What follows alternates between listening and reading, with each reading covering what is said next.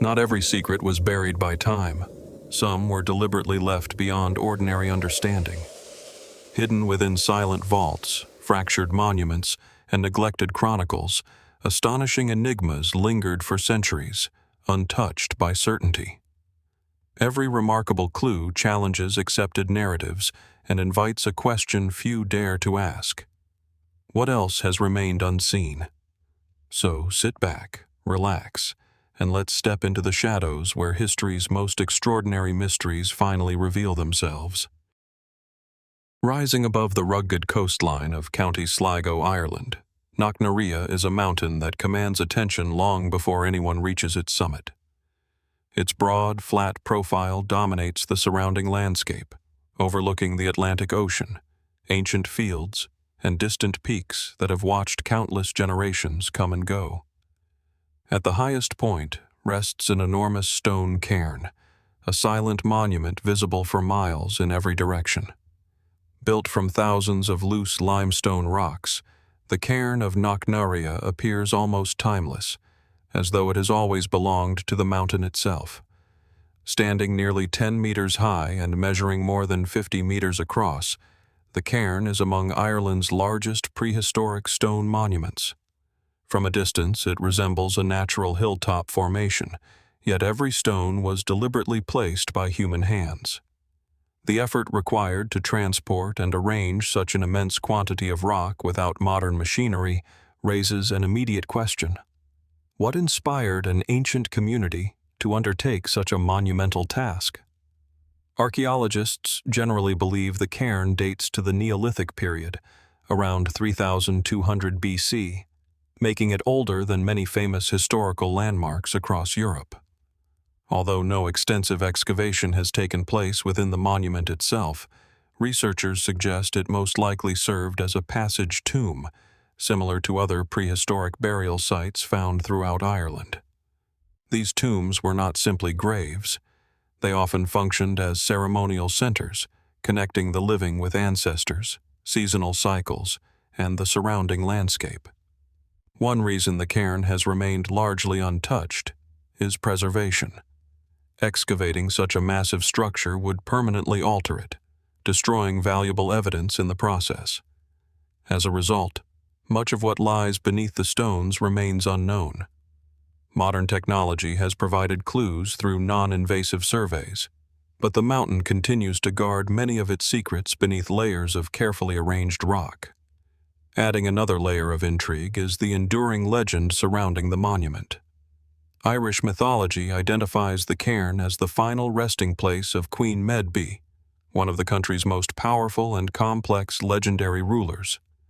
According to tradition, Medb was buried standing upright, fully armed, facing her enemies across the landscape.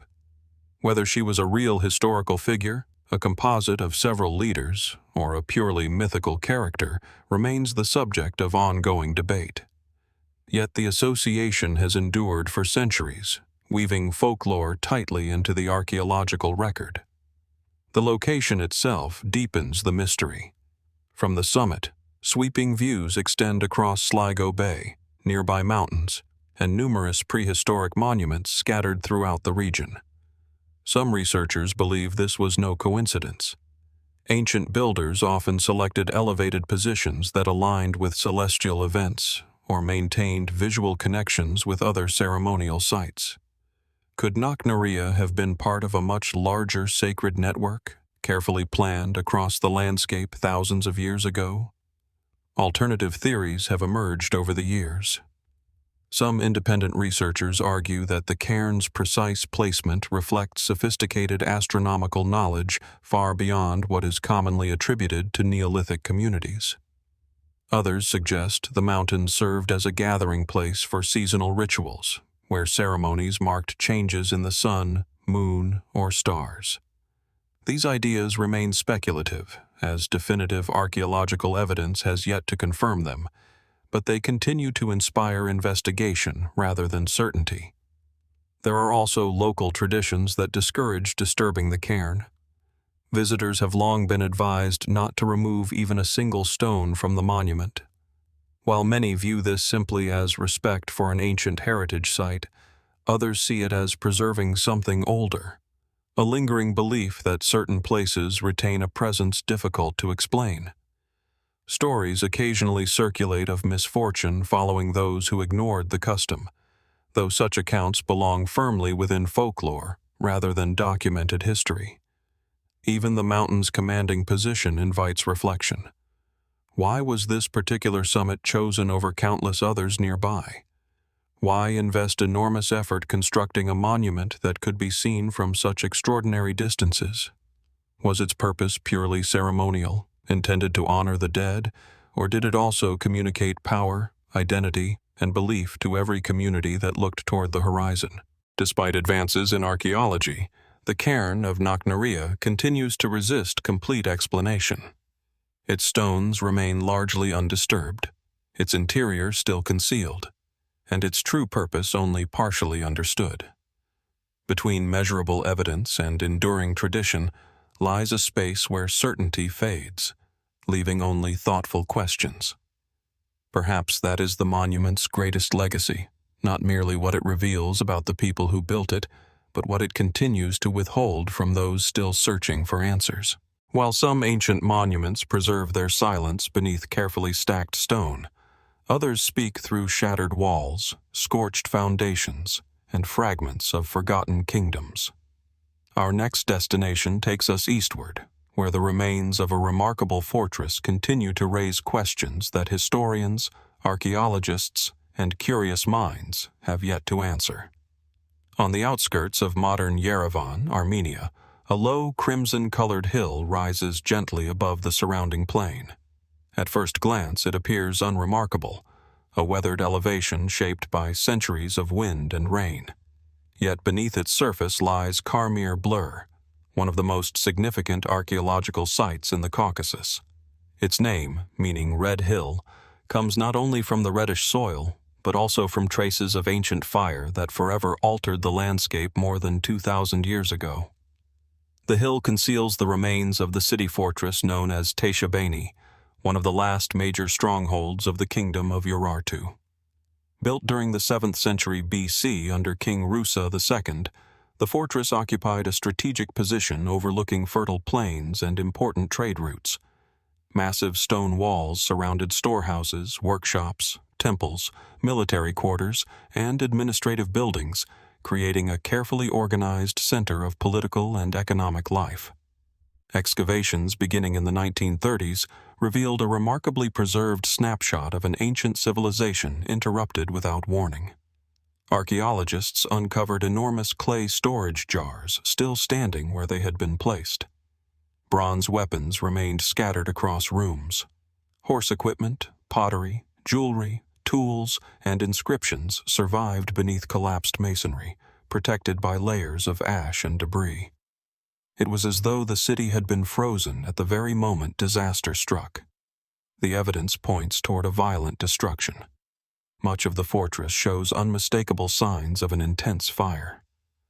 Burned wooden beams, collapsed roofs, and blackened walls suggest that Teishabeni was consumed in a catastrophic attack sometime around the early 6th century BC. Most scholars believe invading groups, possibly the Scythians, Medes, or other regional powers, overwhelmed the fortress during the decline of Urartu. Yet the precise identity of the attackers remains uncertain. That uncertainty has become one of Karmir Blur's enduring mysteries. Who delivered the final blow to one of Urartu's greatest fortresses? Was it the result of a single overwhelming siege, or the culmination of years of political instability, famine, and external pressure? Ancient inscriptions offer only fragments of the story, while neighboring civilizations recorded surprisingly little about the kingdom's final years. Equally intriguing is the condition in which many objects were discovered. In several areas, valuable supplies appeared to have been left behind rather than removed before the destruction. Gigantic storage vessels remained filled with grain and wine. Administrative records were abandoned. Weapons lay where defenders may have dropped them. Did the inhabitants believe they could withstand the attack? Were they caught completely by surprise, leaving no opportunity to organize an escape? Some researchers suggest the speed of the assault explains these details. Others propose that the city's defenders remained inside until the very end, hoping reinforcements would arrive. Without written accounts describing the final battle, certainty remains elusive. Over time, more speculative interpretations have emerged.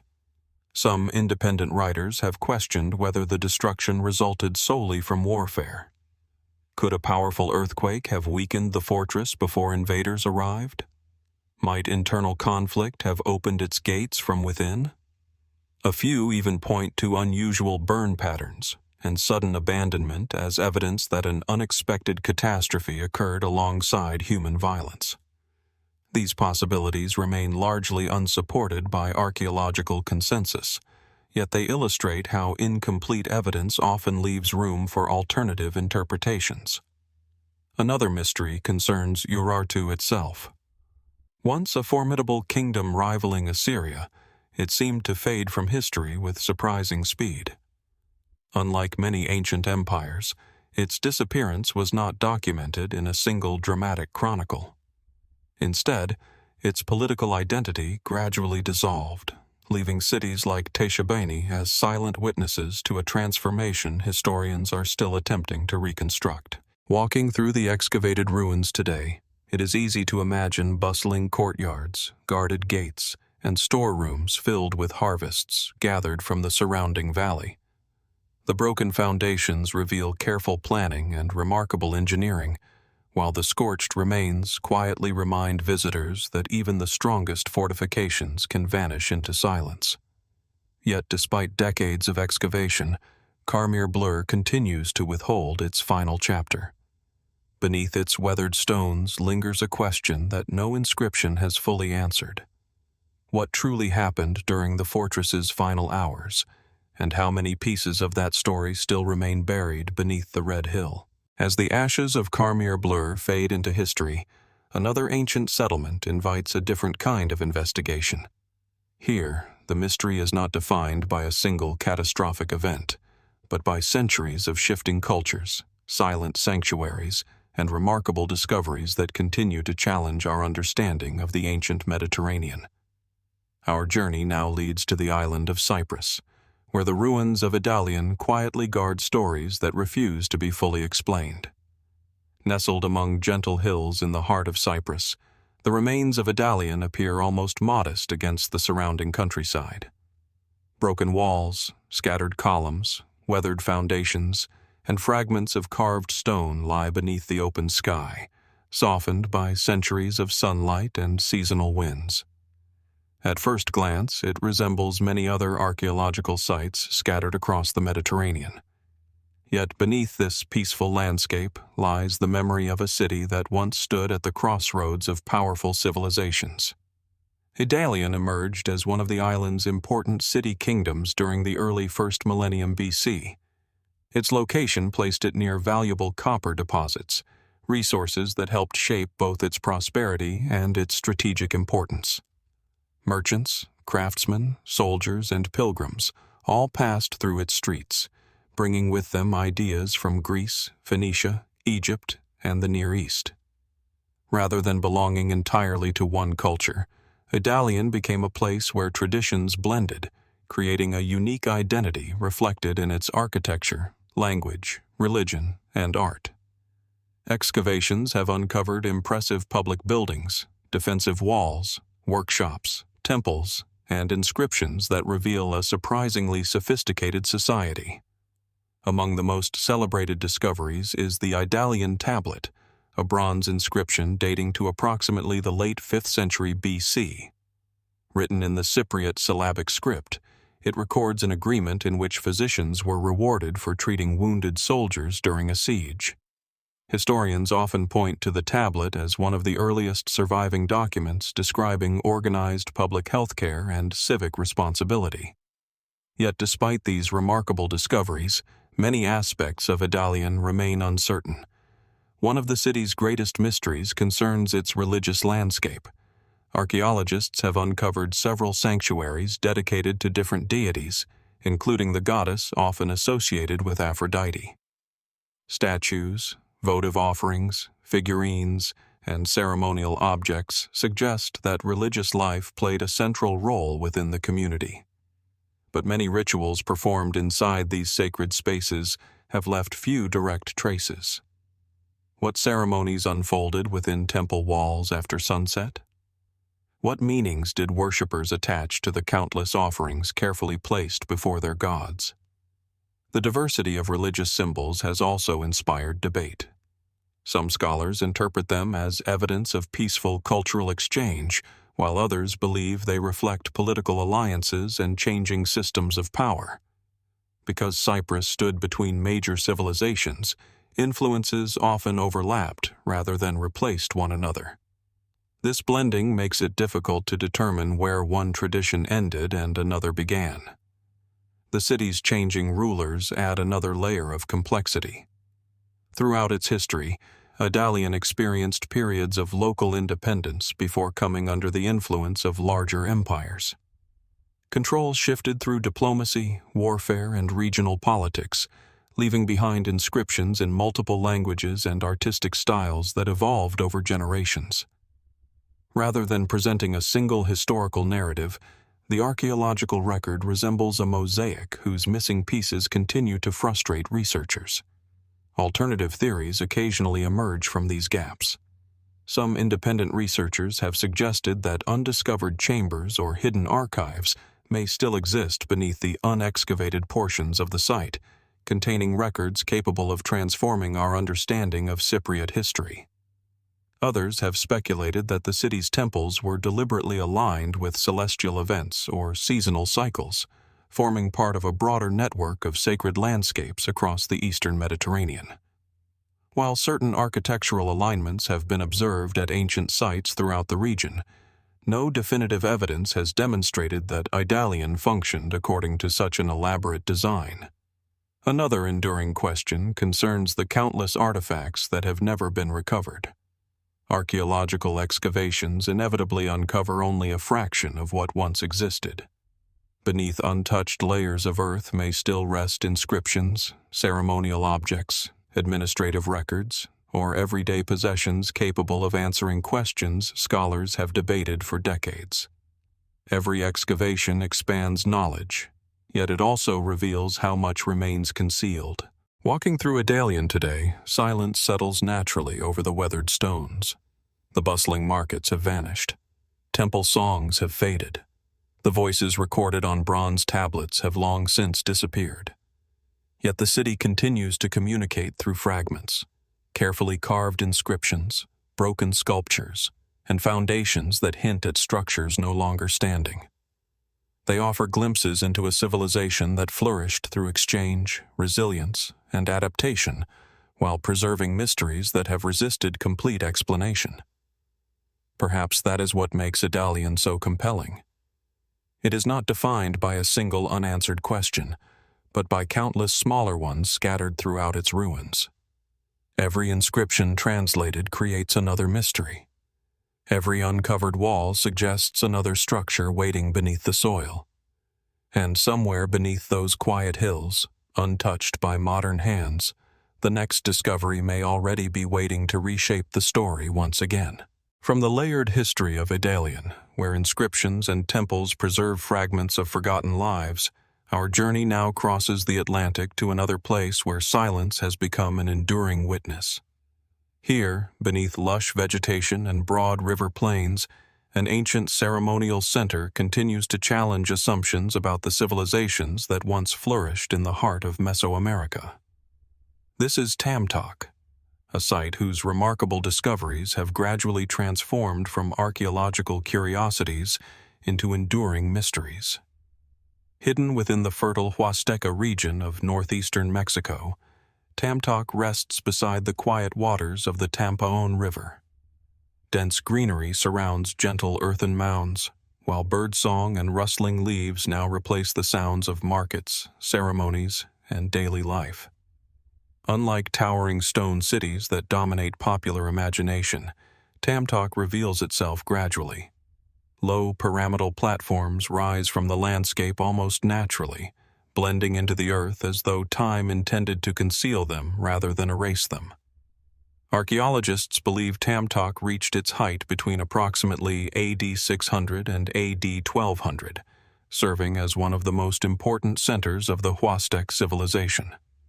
The settlement covered a surprisingly large area, containing ceremonial plazas, elevated platforms, residential districts, and carefully planned public spaces. Excavations have revealed evidence of sophisticated engineering, long-distance trade, and artistic traditions that reflected a culture with deep spiritual and astronomical knowledge. Yet what makes Tamtoc especially intriguing is not simply its size, but the unusual discoveries hidden beneath its soil. One of the site's most remarkable finds is the abundance of high-status female burials. Archaeologists uncovered richly furnished graves containing jewelry, ornaments, ceremonial objects, and carefully arranged offerings. The prominence of these women has encouraged scholars to reconsider long-held assumptions about social organization within the Huastec world. Did women occupy positions of exceptional religious or political authority? Were they priestesses, rulers, or guardians of sacred traditions now largely forgotten? The archaeological evidence offers compelling clues, but stops short of providing definitive answers. Nearby, another discovery has fueled even greater curiosity. A large carved stone monument, often referred to as the Monument 32, displays intricate figures and symbols that continue to inspire debate. Some researchers interpret its carvings as representations of cosmological beliefs or ritual ceremonies linked to fertility and the natural world. Others see astronomical significance embedded within its design, suggesting that it functioned as a sophisticated calendar or ceremonial marker. Despite decades of study, no single interpretation has achieved universal acceptance. Astronomy appears repeatedly throughout the site's layout. Several structures display alignments that correspond closely with significant solar events, including the rising and setting sun during particular times of the year. Such observations were not uncommon among ancient Mesoamerican societies, where celestial movements guided agriculture, ritual, and civic life. At Tamtoc, however, some researchers argue that the precision of these alignments reflects an unusually advanced understanding of long-term astronomical cycles. Whether these alignments were intentional or coincidental continues to be carefully examined. Archaeologists generally agree that celestial observation played an important role in the city's design, yet the full extent of that knowledge remains difficult to reconstruct after so many centuries. As with many ancient sites, gaps in the historical record have encouraged more speculative ideas. Some independent researchers have proposed that Tamtoc once served as the center of an extensive ceremonial network stretching across the Huasteca region, connected through shared rituals and carefully positioned sacred landmarks. Others suggest that undiscovered underground chambers or hidden ceremonial spaces may still exist beneath the untouched mounds surrounding the excavated core. Modern surveys indicate that large portions of the settlement remain unexplored, leaving open the possibility that significant discoveries still await beneath layers of soil. Perhaps the most enduring mystery concerns the city's gradual decline. Unlike settlements destroyed by sudden catastrophe, Tamtoc appears to have experienced a slower transformation. Population changes, environmental pressures, shifting trade networks, or political realignments may all have contributed to its eventual abandonment. Yet no single explanation fully accounts for why such an important ceremonial center faded from prominence while leaving behind so few written records. Today, visitors walking among the grassy platforms may find it difficult to imagine the vibrant community that once gathered here beneath the tropical sky. Ceremonial processions have long vanished. Sacred chants have fallen silent. The carefully constructed plazas now belong to birds, wind, and shifting sunlight. Even so, the landscape retains an unmistakable sense of purpose, as though every mound and pathway still follows a design whose complete meaning has yet to be recovered. Each excavation at Tamtoc answers one question while quietly raising several more. Every carved stone hints at beliefs only partially understood. Every burial reveals a society more complex than earlier generations imagined. And beneath the untouched earth, where countless secrets may still rest undisturbed, one mystery continues to linger. How much of Tamtoc's true story remains hidden, waiting for the next discovery to bring another forgotten chapter into the light? From the quiet ceremonial grounds of Tamtoc, where hidden meanings linger beneath grassy mounds and ancient stone carvings, our journey continues farther south along the Pacific coast. Here, another remarkable monument rises from the landscape, one that survived not only the passage of centuries, but the relentless expansion of a modern city. Surrounded by busy streets and towering buildings, Huaca Pucllana stands as a silent reminder that some of history's greatest mysteries can exist in the most unexpected places. At the heart of Lima, Peru, an immense stepped pyramid of sun-dried adobe bricks rises above the surrounding neighborhoods. Glass office buildings, apartment towers, and crowded avenues frame the ancient structure, creating one of the most striking contrasts in the archaeological world. While modern life moves rapidly around it, Huaca Pucllana remains almost untouched by time, its weathered walls preserving the memory of a civilization that flourished more than 15 centuries ago. Constructed around AD 400 by the Lima culture, the complex served as an important ceremonial and administrative center long before the rise of the Inca Empire.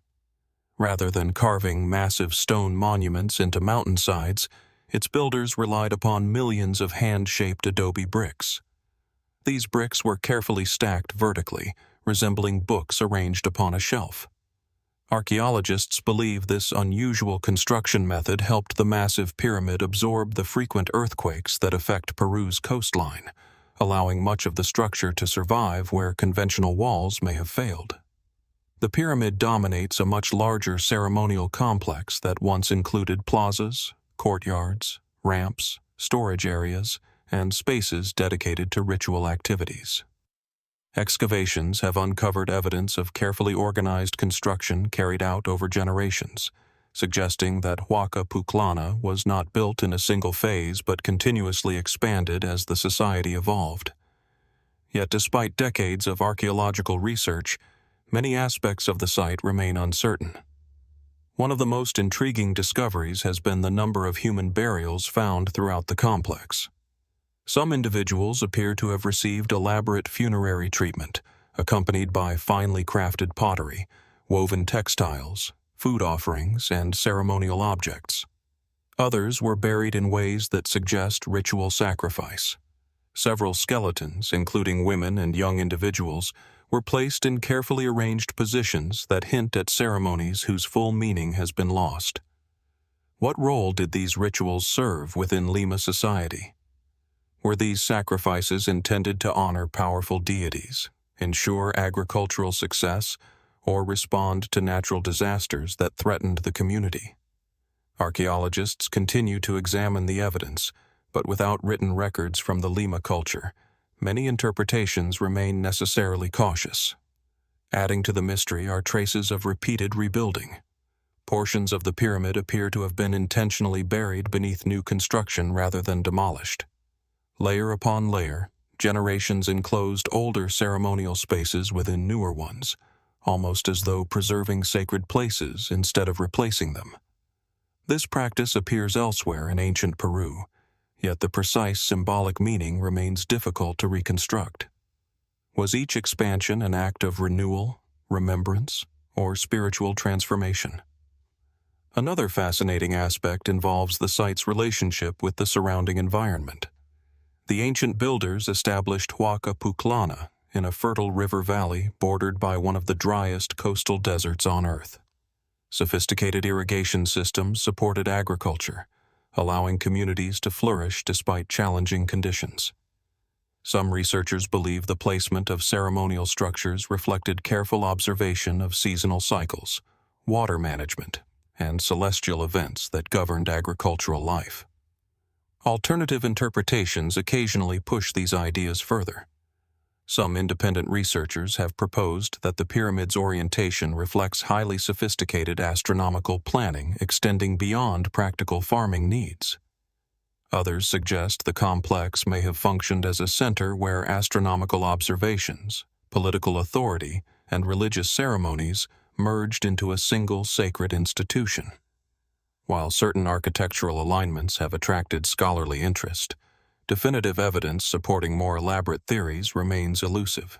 Perhaps equally mysterious is the remarkable survival of the monument itself. As Lima expanded over centuries, countless archaeological sites disappeared beneath urban development. Huaca Pucllana narrowly escaped the same fate. Before systematic excavations began in the late 20th century, portions of the site had been damaged, looted, and neglected. Yet much of its core remained remarkably intact beneath accumulated sand and debris, preserving countless artifacts that continue to reshape understanding of Peru's pre-Inca civilizations. Today, visitors walking along its elevated pathways can look outward in two directions at once. One view reveals glass towers, traffic, and the unmistakable rhythm of a modern capital. The other reveals carefully restored adobe walls standing exactly where ancient priests, laborers, and rulers once gathered centuries before European arrival in the Americas. Few places illustrate the coexistence of distant history and modern civilization so vividly. Even now, archaeologists continue uncovering new chambers, burials, and ceremonial objects within the sprawling complex. Every excavation answers long-standing questions while introducing entirely new ones.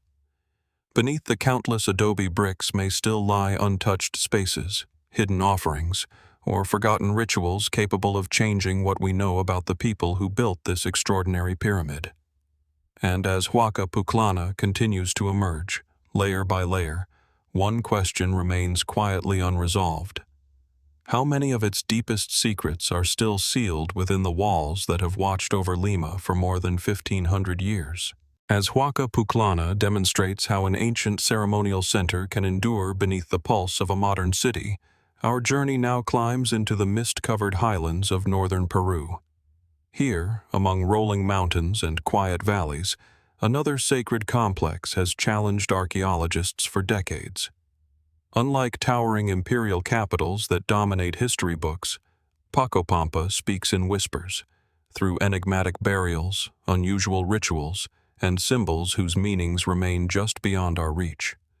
Perched more than 2,400 meters above sea level in the Cajamarca region, Pacopampa overlooks a landscape of green hills, drifting clouds, and fertile valleys. The air is cool, and mornings are often wrapped in dense mist that slowly lifts as sunlight spreads across ancient stone terraces. From a distance, the site appears almost natural, blending into the contours of the mountain. Only upon closer inspection do carefully constructed platforms, stairways, plazas, and ceremonial structures begin to emerge from the earth. Archaeologists believe Pacopampa was occupied between roughly 1200 BC and 500 BC, placing it among the earliest major ceremonial centers in the Andean world. Long before the rise of the Inca Empire, communities gathered here to construct impressive stone monuments, participate in religious ceremonies, and establish a center of regional influence. The site evolved through multiple building phases, with new structures often constructed over earlier ones, preserving fragments of older sacred spaces beneath successive generations of architecture. Excavations have revealed carefully planned plazas connected by staircases leading toward elevated ceremonial platforms. Massive stone walls, precisely fitted despite their age, demonstrate a sophisticated understanding of engineering. Yet, unlike settlements built primarily for trade or defense, Pacopampa appears to have been designed around ritual activity. The movement through the complex seems deliberate, guiding visitors from open gathering areas toward increasingly restricted ceremonial spaces. One of the site's most remarkable discoveries came with the excavation of elite burials. Archaeologists uncovered individuals interred with extraordinary care, accompanied by gold ornaments, finely crafted jewelry, exotic shells transported from distant coastlines, and intricately carved ceremonial objects. Some of the burials also contained traces of cinnabar, a brilliant red mineral deliberately spread across the bodies. The striking color may have symbolized transformation, renewal, or spiritual authority, though its exact significance remains uncertain. Who were these individuals? Were they political rulers, high priests, or figures whose influence combined both religious and civic authority? The richness of their graves suggests exceptional status, yet the society that honored them left behind no written records to explain their roles. Perhaps even more intriguing are discoveries pointing toward ritual practices that differ from those at many neighboring sites. Archaeologists have identified evidence suggesting carefully staged ceremonies involving fire, offerings, and controlled access to sacred spaces. Animal remains, ceremonial vessels, and specially prepared deposits indicate that rituals followed patterns repeated across generations. However, the purpose of many of these ceremonies remains difficult to reconstruct from the archaeological record alone. Several carved stone sculptures found at Pacopampa deepen the mystery. Human faces blend with feline characteristics, while symbolic imagery combines natural and supernatural themes. Such hybrid figures appear throughout early Andean religious traditions, often interpreted as representations of spiritual transformation or divine beings capable of moving between different realms of existence. Yet without accompanying texts, modern researchers can only compare artistic traditions and infer possible meanings. The site's orientation has also attracted scholarly attention. Certain architectural features appear aligned with prominent mountain peaks and seasonal solar events. Many archaeologists believe these alignments reinforced ceremonial calendars tied to agriculture and religious observance. In the Andes, mountains themselves were often regarded as sacred entities, and it is possible that Pacopampa's builders intentionally incorporated the surrounding landscape into their ceremonial worldview. Beyond mainstream interpretations, more speculative ideas continue to circulate. Some independent researchers suggest that Pacopampa functioned as an initiation center, where spiritual leaders underwent elaborate rituals before assuming positions of authority. Others propose that unexplored sectors of the complex may conceal underground ceremonial chambers or hidden passageways connecting different parts of the site. Although geophysical surveys indicate that unexcavated structures remain beneath the surface, there is currently no confirmed evidence supporting the existence of concealed chambers. Nevertheless, the possibility continues to inspire curiosity. Another enduring mystery concerns Pacopampa's influence. Similar artistic styles and ceremonial practices appear across distant regions of ancient Peru, leading some scholars to wonder whether the site served as an important religious center whose ideas spread through pilgrimage, trade, or cultural exchange. If so, how extensive was its reach? Did visitors travel hundreds of kilometers to participate in ceremonies here, carrying its beliefs back to their own communities? Today, the mountain has reclaimed much of what ancient builders created. Grass covers old plazas. Moss softens weathered stone walls. Mist drifts quietly through ceremonial courtyards that once echoed with voices now lost to time. Even after decades of excavation, large portions of Pacopampa remain untouched beneath the soil, preserving countless secrets that modern archaeology has yet to uncover. Every newly uncovered artifact broadens our understanding of this remarkable ceremonial center, yet every answer also reveals fresh uncertainties. The identities of its most powerful figures, the meanings behind its rituals, and the full purpose of its carefully planned architecture remain only partially understood. Standing among the silent terraces, it becomes impossible not to wonder whether the mountain still shelters discoveries capable of reshaping the earliest chapters of Andean civilization, or whether some of Pacopampa's deepest mysteries were always meant to remain hidden. From the mist-covered terraces of Pacopampa, where ancient rituals remain only partially understood, our path leads even deeper into the cloud forests of Peru. Here, dense vegetation conceals stone walls beneath layers of moss, and steep mountain ridges hide monuments that escaped widespread attention for centuries. Among these remote peaks lies Gran Pajatén, a place where archaeology and mystery exist side by side, separated only by fragments of evidence and unanswered questions. High within the Rio Abiseo National Park, where swirling clouds drift through towering trees and orchids cling to moss-covered branches, the ruins of Gran Pajatén emerge almost unexpectedly from the forest. The surrounding landscape is both beautiful and isolating. Thick vegetation limits visibility, rainfall is frequent, and the rugged terrain makes travel difficult even today. It is the kind of place where silence dominates, interrupted only by distant birds, rushing streams, and the whisper of wind moving through the canopy. For centuries, nature guarded what human memory had nearly forgotten. Gran Pajatén is generally associated with the Chachapoya culture, often called the people of the clouds, who flourished in northern Peru before the expansion of the Inca Empire.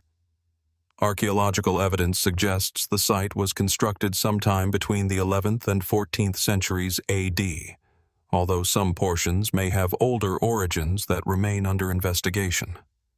Unlike the massive urban centers of later civilizations, Gran Pajatén appears to have served a more specialized purpose, possibly functioning as a ceremonial, administrative, or elite residential complex connected to a broader network of mountain settlements. The site's architecture immediately sets it apart. Circular stone buildings stand upon carefully constructed terraces carved into the steep mountainside. Many structures are decorated with intricate friezes featuring geometric designs, stylized human figures, and symbolic patterns unlike those found elsewhere in the Andes. The craftsmanship is remarkably refined, suggesting that the builders possessed advanced engineering skills despite working in one of the region's most challenging environments. Yet one question arises almost immediately. Why build such an elaborate complex in a place so remote and difficult to reach? The practical challenges are immense. Every construction material had to be transported across rugged mountain terrain. Maintaining a permanent settlement would have required careful planning, reliable food production, and extensive cooperation. Such effort suggests that the location itself held exceptional significance. Some archaeologists believe Gran Pajatén occupied a strategic position within an extensive network of Chachapoya settlements linked by mountain trails. Recent archaeological surveys using advanced remote sensing technology have revealed hundreds of previously undocumented structures hidden beneath the surrounding forest, indicating that Gran Pajatén was not an isolated monument, but part of a much larger cultural landscape. Instead of standing alone, it may have served as one important center within a sophisticated regional system that remained concealed by vegetation for centuries. Even so, many aspects of the site remain uncertain. Unlike civilizations that left abundant written records, the Chachapoya communicated primarily through architecture, textiles, ceramics, and oral tradition.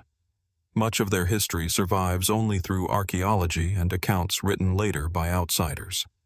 As a result, interpreting the true purpose of Gran Pajatén requires assembling countless fragments into an incomplete picture.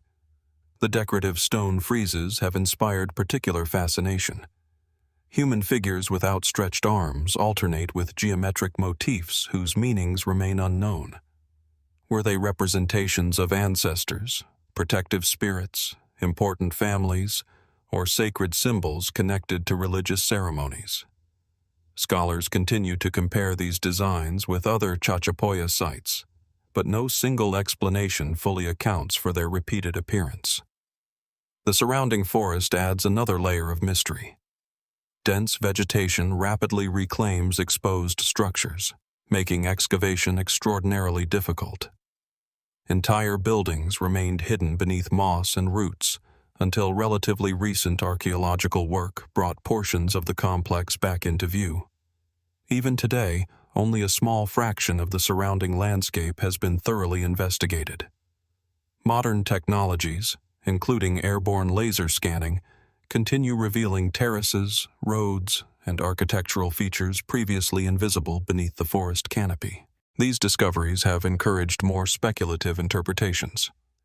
Some independent researchers suggest that Gran Pajatén may have served as a pilgrimage destination reserved for a select group of religious leaders.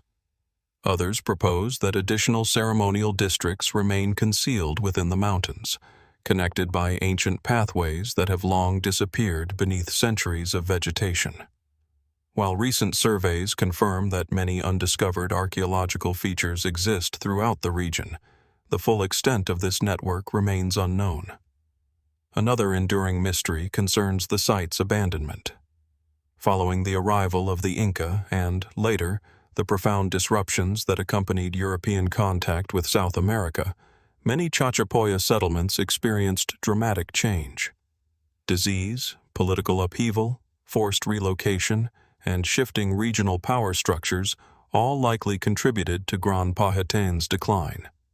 Yet no single event clearly explains why such a carefully constructed ceremonial center gradually fell silent and disappeared beneath the forest. Today, clouds continue to drift across the stone terraces just as they did centuries ago. Moss softens carved walls. Trees grow beside ancient stairways, while hidden foundations still lie buried beneath thick layers of earth and vegetation. The forest seems less like an obstacle than a guardian, revealing only small portions of a much larger story. Every new expedition uncovers additional clues, yet the deeper researchers explore, the more expansive the mystery becomes. How many structures remain hidden beneath the surrounding canopy? What ceremonies once echoed through these mountain sanctuaries? And if so much has already remained concealed for hundreds of years, what other chapters of Gran Pajatén's story are still waiting quietly beneath the clouds? From the cloud-veiled sanctuaries of Gran Pajatén, where the forest still conceals countless unanswered questions, our journey continues south into the Peruvian Andes. Here, another ancient settlement rests high above the valleys, where precisely carved stone, sweeping mountain vistas, and centuries of tradition come together to form a mystery of a different kind. The ruins of Chinchero are not hidden by jungle or buried beneath earth. They stand in plain sight, yet many of their deepest secrets remain beyond explanation. Perched at an altitude of nearly 3,800 meters, Chinchero overlooks a vast plateau framed by snow-capped peaks and rolling agricultural terraces. Thin mountain air carries the scent of wild grasses, while shifting clouds cast moving shadows across weathered stone walls that have endured for centuries. The surrounding landscape feels timeless. Lakes shimmer in the distance, terraced hillsides descend toward fertile valleys, and the silence is broken only by the wind and the occasional call of birds circling overhead. Today, the village of Chinchero is alive with local traditions, weaving techniques and vibrant markets. Yet beneath its modern streets lies an older story, one built during the height of the Inca Empire, and perhaps upon foundations that reach back even further. Historical evidence indicates that Chinchero became an important royal estate during the reign of the Inca ruler Tupac Inca Yupanqui in the late 15th century. Massive retaining walls, ceremonial plazas, agricultural terraces, and finely crafted stone structures transformed the mountaintop into both a political retreat and a ceremonial center. Like many Inca sites, Chinchero demonstrates an extraordinary mastery of engineering.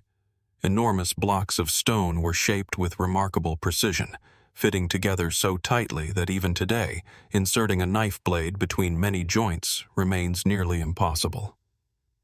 The purpose of this precision has fascinated researchers for generations. Practical explanations are well established.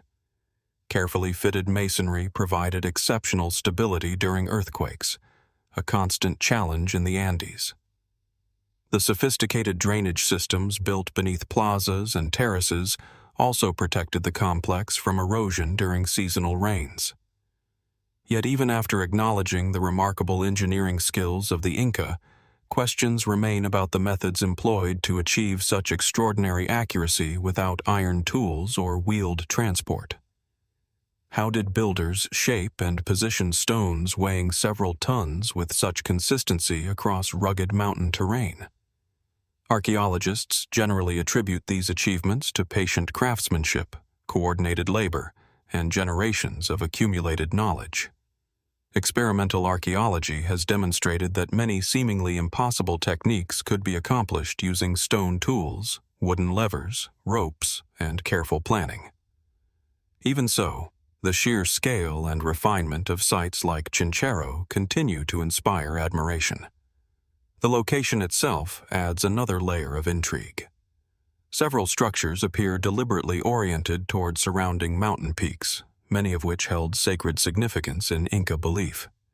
Known as Apus, these towering mountains were regarded as powerful spiritual guardians watching over nearby communities. Ceremonial plazas may have been positioned to maintain visual relationships with these peaks, reinforcing connections between architecture, landscape, and religious practice. Water also played a central role within the complex. Carefully designed channels directed mountain springs through ceremonial spaces before supplying agricultural terraces below. In Inca cosmology, flowing water often symbolized life, purification, and communication between different realms of existence. Some researchers believe that the movement of water through Chinchero was carefully integrated into ritual ceremonies whose details have largely disappeared from the historical record. One particularly enduring mystery involves the site's layered construction. Beneath visible Inca architecture, archaeologists have identified evidence suggesting earlier occupation by cultures that predated the empire. Although much remains unexcavated, these deeper layers hint that Chinchero may have possessed sacred importance long before the Inca transformed it into a royal estate.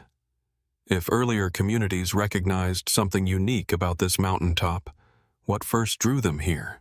Alternative interpretations occasionally expand upon these uncertainties. Some independent researchers have proposed that the arrangement of terraces and ceremonial structures reflects sophisticated astronomical observations extending beyond seasonal agriculture. Others speculate that hidden chambers or sealed passages may still exist beneath the visible ruins, concealed during later phases of construction.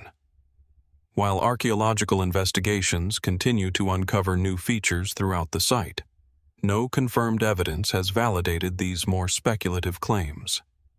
Nevertheless, the unanswered questions continue to attract both scholarly interest and popular imagination. The arrival of Spanish forces in the 16th century brought profound change. Colonial builders constructed a church directly atop portions of the Inca ceremonial complex, a practice seen at several important Andean sites. The juxtaposition of colonial architecture and finely crafted Inca stonework creates an unmistakable visual reminder that Chinchero has witnessed multiple civilizations, each leaving its mark while partially obscuring those that came before. Walking through the ruins today, visitors encounter more than remarkable engineering. Every terrace follows the contours of the mountain with deliberate precision. Every carved wall reflects knowledge accumulated across generations. Every hidden foundation suggests that another chapter may still lie beneath the surface. Archaeologists continue uncovering subtle clues, yet the complete history of Chinchero remains unfinished. Perhaps that is the true mystery of this remarkable place. It is not defined by a single unexplained event, but by countless quiet uncertainties woven into the landscape itself. The mountains still watch over the ancient terraces as they always have, while beneath the stones, beneath the pathways, and beneath centuries of human history, unanswered questions continue to wait with extraordinary patience. From the stone terraces of Chinchero, where mountains, engineering, and ancient belief seem inseparable, our journey now leaves the Andes behind and travels to the eastern edge of Europe. Here, amid rolling plains and rugged ridges, another forgotten stronghold rises from the earth. Unlike the carefully preserved monuments of Peru, this place is quieter, more elusive. A sprawling archaeological landscape whose secrets continue to emerge one excavation at a time. This is Dedoplis Gora, a hill where history and mystery have remained intertwined for more than 2,000 years. In eastern Georgia's Kakheti region, a broad hill overlooks fertile valleys stretching toward the distant Caucasus Mountains. During spring, wild grasses ripple across its slopes, while vineyards blanket the surrounding countryside. From afar, the hill appears ordinary, blending naturally into the landscape. Yet beneath layers of soil and weathered stone lie the remains of one of the largest ancient settlements ever discovered in the region. For generations, little hinted at the scale of what rested below. It was only through systematic archaeological investigations that Dedoplis Gora gradually revealed itself, not as a simple fortress or isolated village, but as an immense urban complex that once served as an important center during the Kingdom of Iberia, an ancient Georgian state that flourished long before the medieval era. Excavations suggest the settlement reached its greatest prominence between the 5th century BC and the early centuries AD. Archaeologists have uncovered defensive walls, residential districts, workshops, temples, burial grounds, reservoirs, and an intricate network of streets stretching across an area far larger than originally imagined. The discoveries have steadily reshaped historians' understanding of early urban development in the Caucasus. One of the most striking aspects of Dedoplis Gora is its sheer scale. Rather than developing around a single fortress, the settlement expanded into a carefully organized complex, occupying hundreds of hectares. Massive fortifications protected key sections, while surrounding districts indicate a thriving population supported by agriculture, trade, and specialized craftsmanship. Pottery, metalworking tools, imported goods, and coins reveal connections reaching well beyond the local region, suggesting that the city participated in commercial networks linking Europe, Central Asia, and the Near East. Yet despite this apparent prosperity, many questions remain unanswered. One enduring mystery concerns the true political role of Dedoplis Gora. Some archaeologists believe it functioned as an important royal residence or administrative capital during certain periods of Iberian history. Others argue that it served primarily as a strategic military and economic center, rather than the kingdom's permanent seat of power. The archaeological evidence supports both possibilities in different ways, leaving the site's exact status open to continued debate. Equally fascinating are the monumental structures uncovered across the hill. Excavations have revealed large public buildings whose purposes remain uncertain. Some appear to have served ceremonial functions, while others may have housed governing officials or members of the elite. Without surviving written records directly describing the settlement, researchers must reconstruct its history from architecture, artifacts, and the careful study of soil layers accumulated over centuries.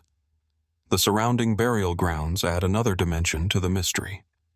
Richly furnished graves have yielded jewelry, weapons, glass vessels, and finely crafted ornaments, reflecting a society marked by considerable social complexity. Certain tombs contain imported luxury goods originating from distant regions, raising intriguing questions about diplomacy, long-distance exchange, and cultural influence. Who were the individuals buried with such extraordinary care? Were they rulers, military commanders, influential merchants, or religious figures? The objects buried beside them reveal wealth and prestige, but remain silent about the lives they once represented. Another intriguing feature involves the city's water management.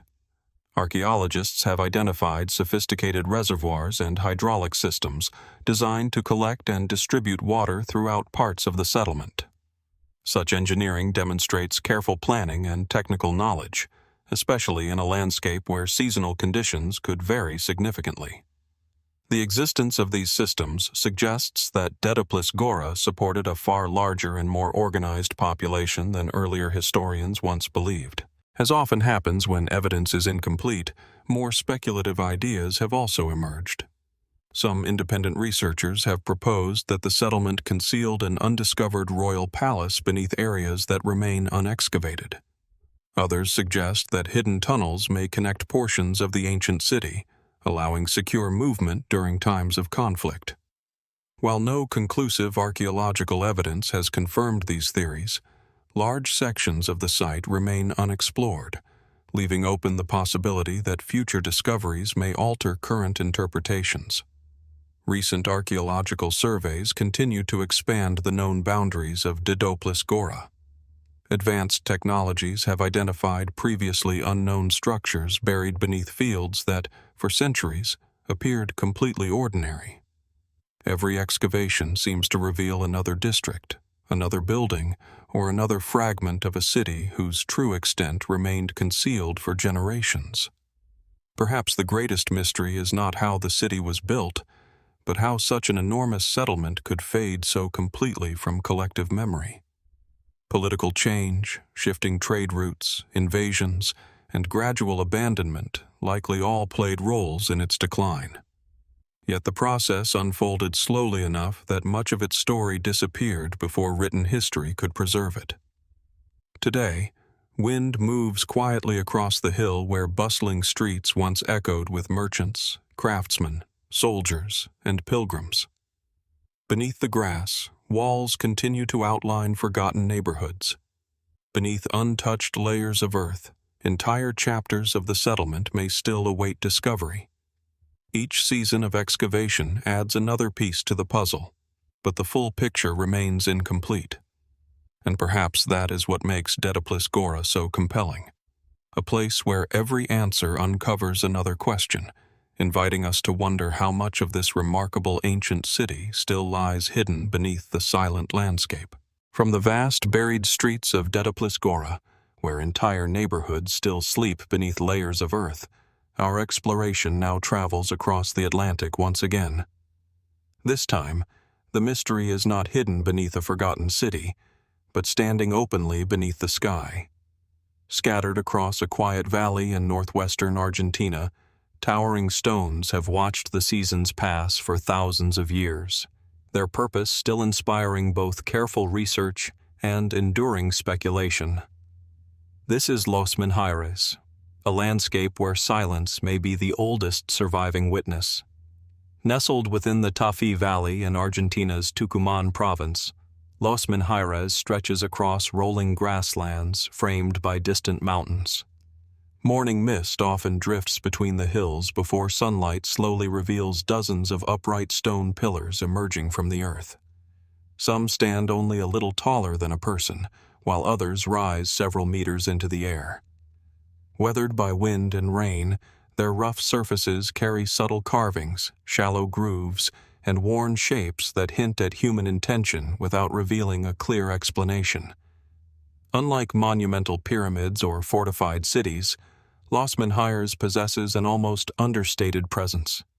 There are no towering walls, no elaborate temples, and no inscriptions describing who erected these stones or why. Instead, there is only an arrangement of solitary monuments scattered across the landscape, each inviting the same quiet question. What inspired ancient people to raise these massive pillars in such a remote valley? Most archaeologists attribute the stones to the Tafí culture, a society that occupied the region roughly between 200 BC and AD 800.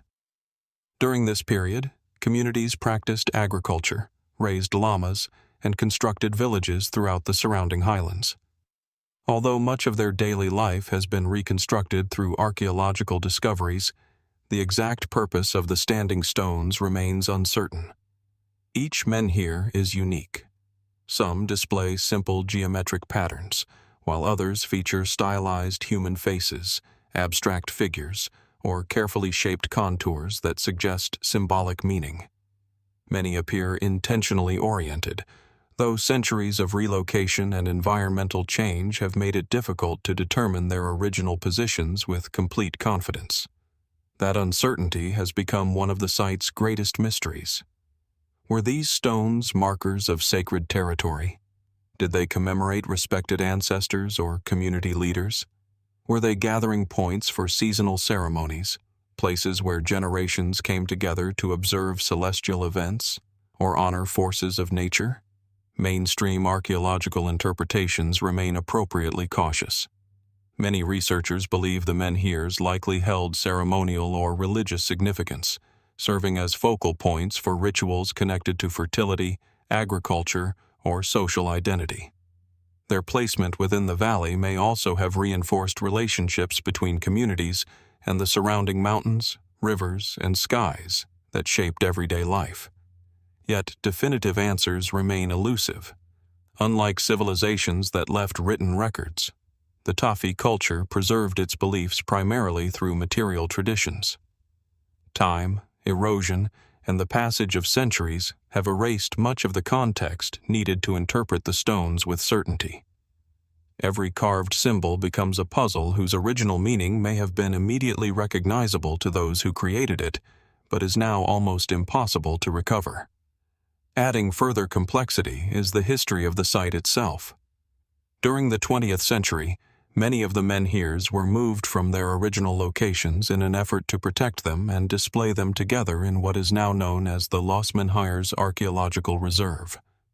While this decision helped preserve the monuments from damage and theft, it also disrupted the original arrangement of the stones.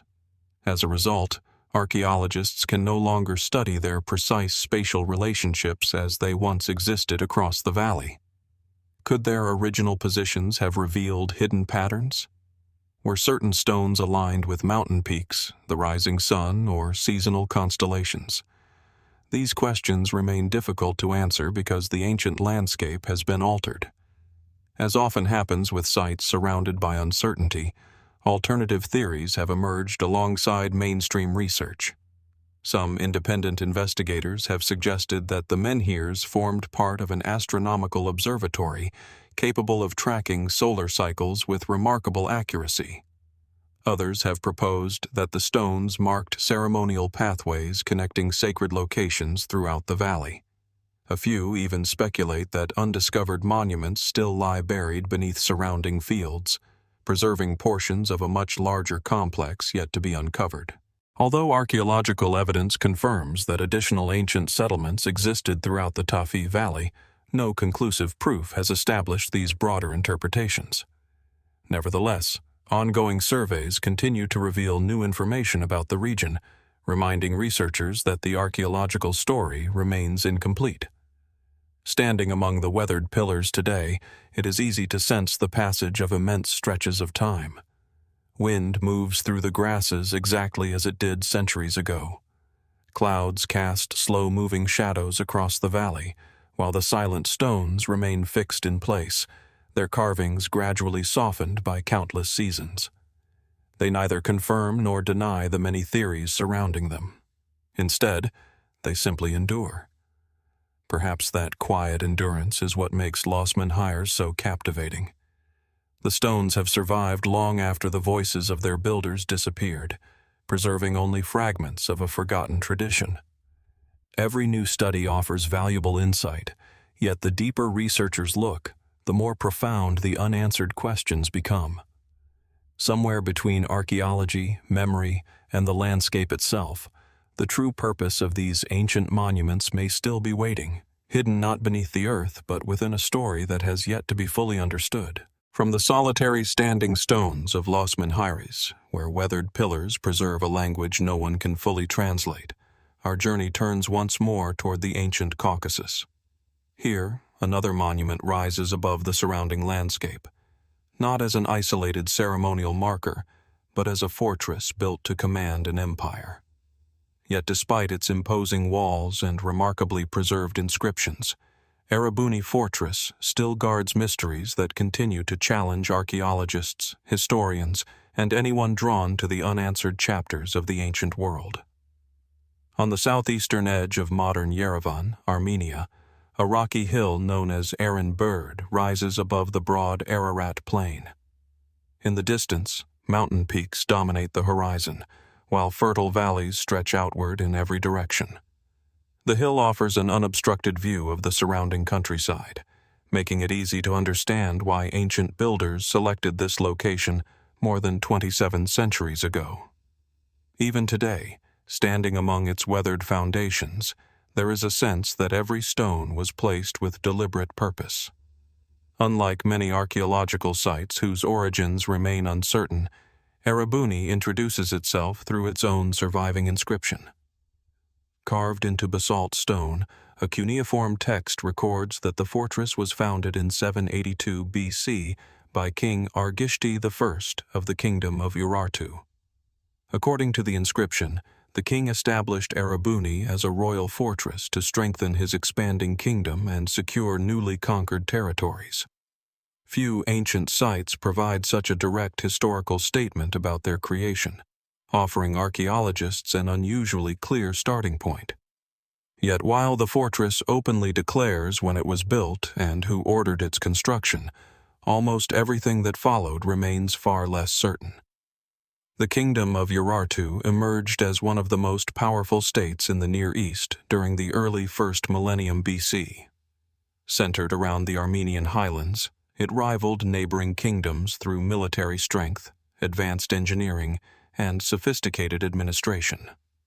Massive fortresses such as Erebuni formed the backbone of this expanding realm, serving not only as military strongholds, but also as administrative centers, storage facilities, and symbols of royal authority.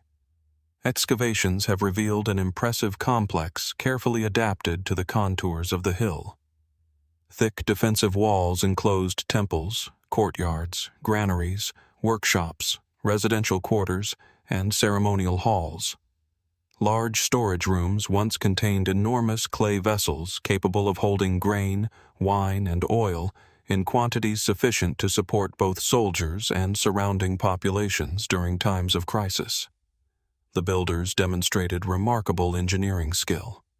Foundations of carefully shaped volcanic stone supported walls constructed from mud brick, a combination that balanced strength with practicality. Sophisticated drainage systems protected the structures from seasonal rainfall, while elevated defensive positions allowed guards to observe approaching visitors from great distances. One of the most fascinating discoveries inside the fortress has been the extraordinary preservation of painted wall decorations. Fragments of colorful murals depicting gods, sacred trees, processions, and geometric patterns have survived despite the passage of nearly 3 millennia. Rich reds, deep blues, blacks, and whites still cling to sections of plaster, offering rare glimpses into the artistic world of Urartu. Yet these paintings raise almost as many questions as they answer. Who were the figures represented on these walls? What ceremonies unfolded beneath these elaborate decorations? Were the scenes intended to record historical events, express religious beliefs, or reinforce the authority of the ruling king? Without detailed written explanations accompanying the artwork, modern interpretations remain cautious. Religious life appears to have occupied a central place within Erebuni. Archaeologists have identified temple complexes believed to have been dedicated to Haldi, the supreme deity of Urartu. Sacred altars, ceremonial spaces, and ritual objects suggest that the fortress functioned as far more than a military installation.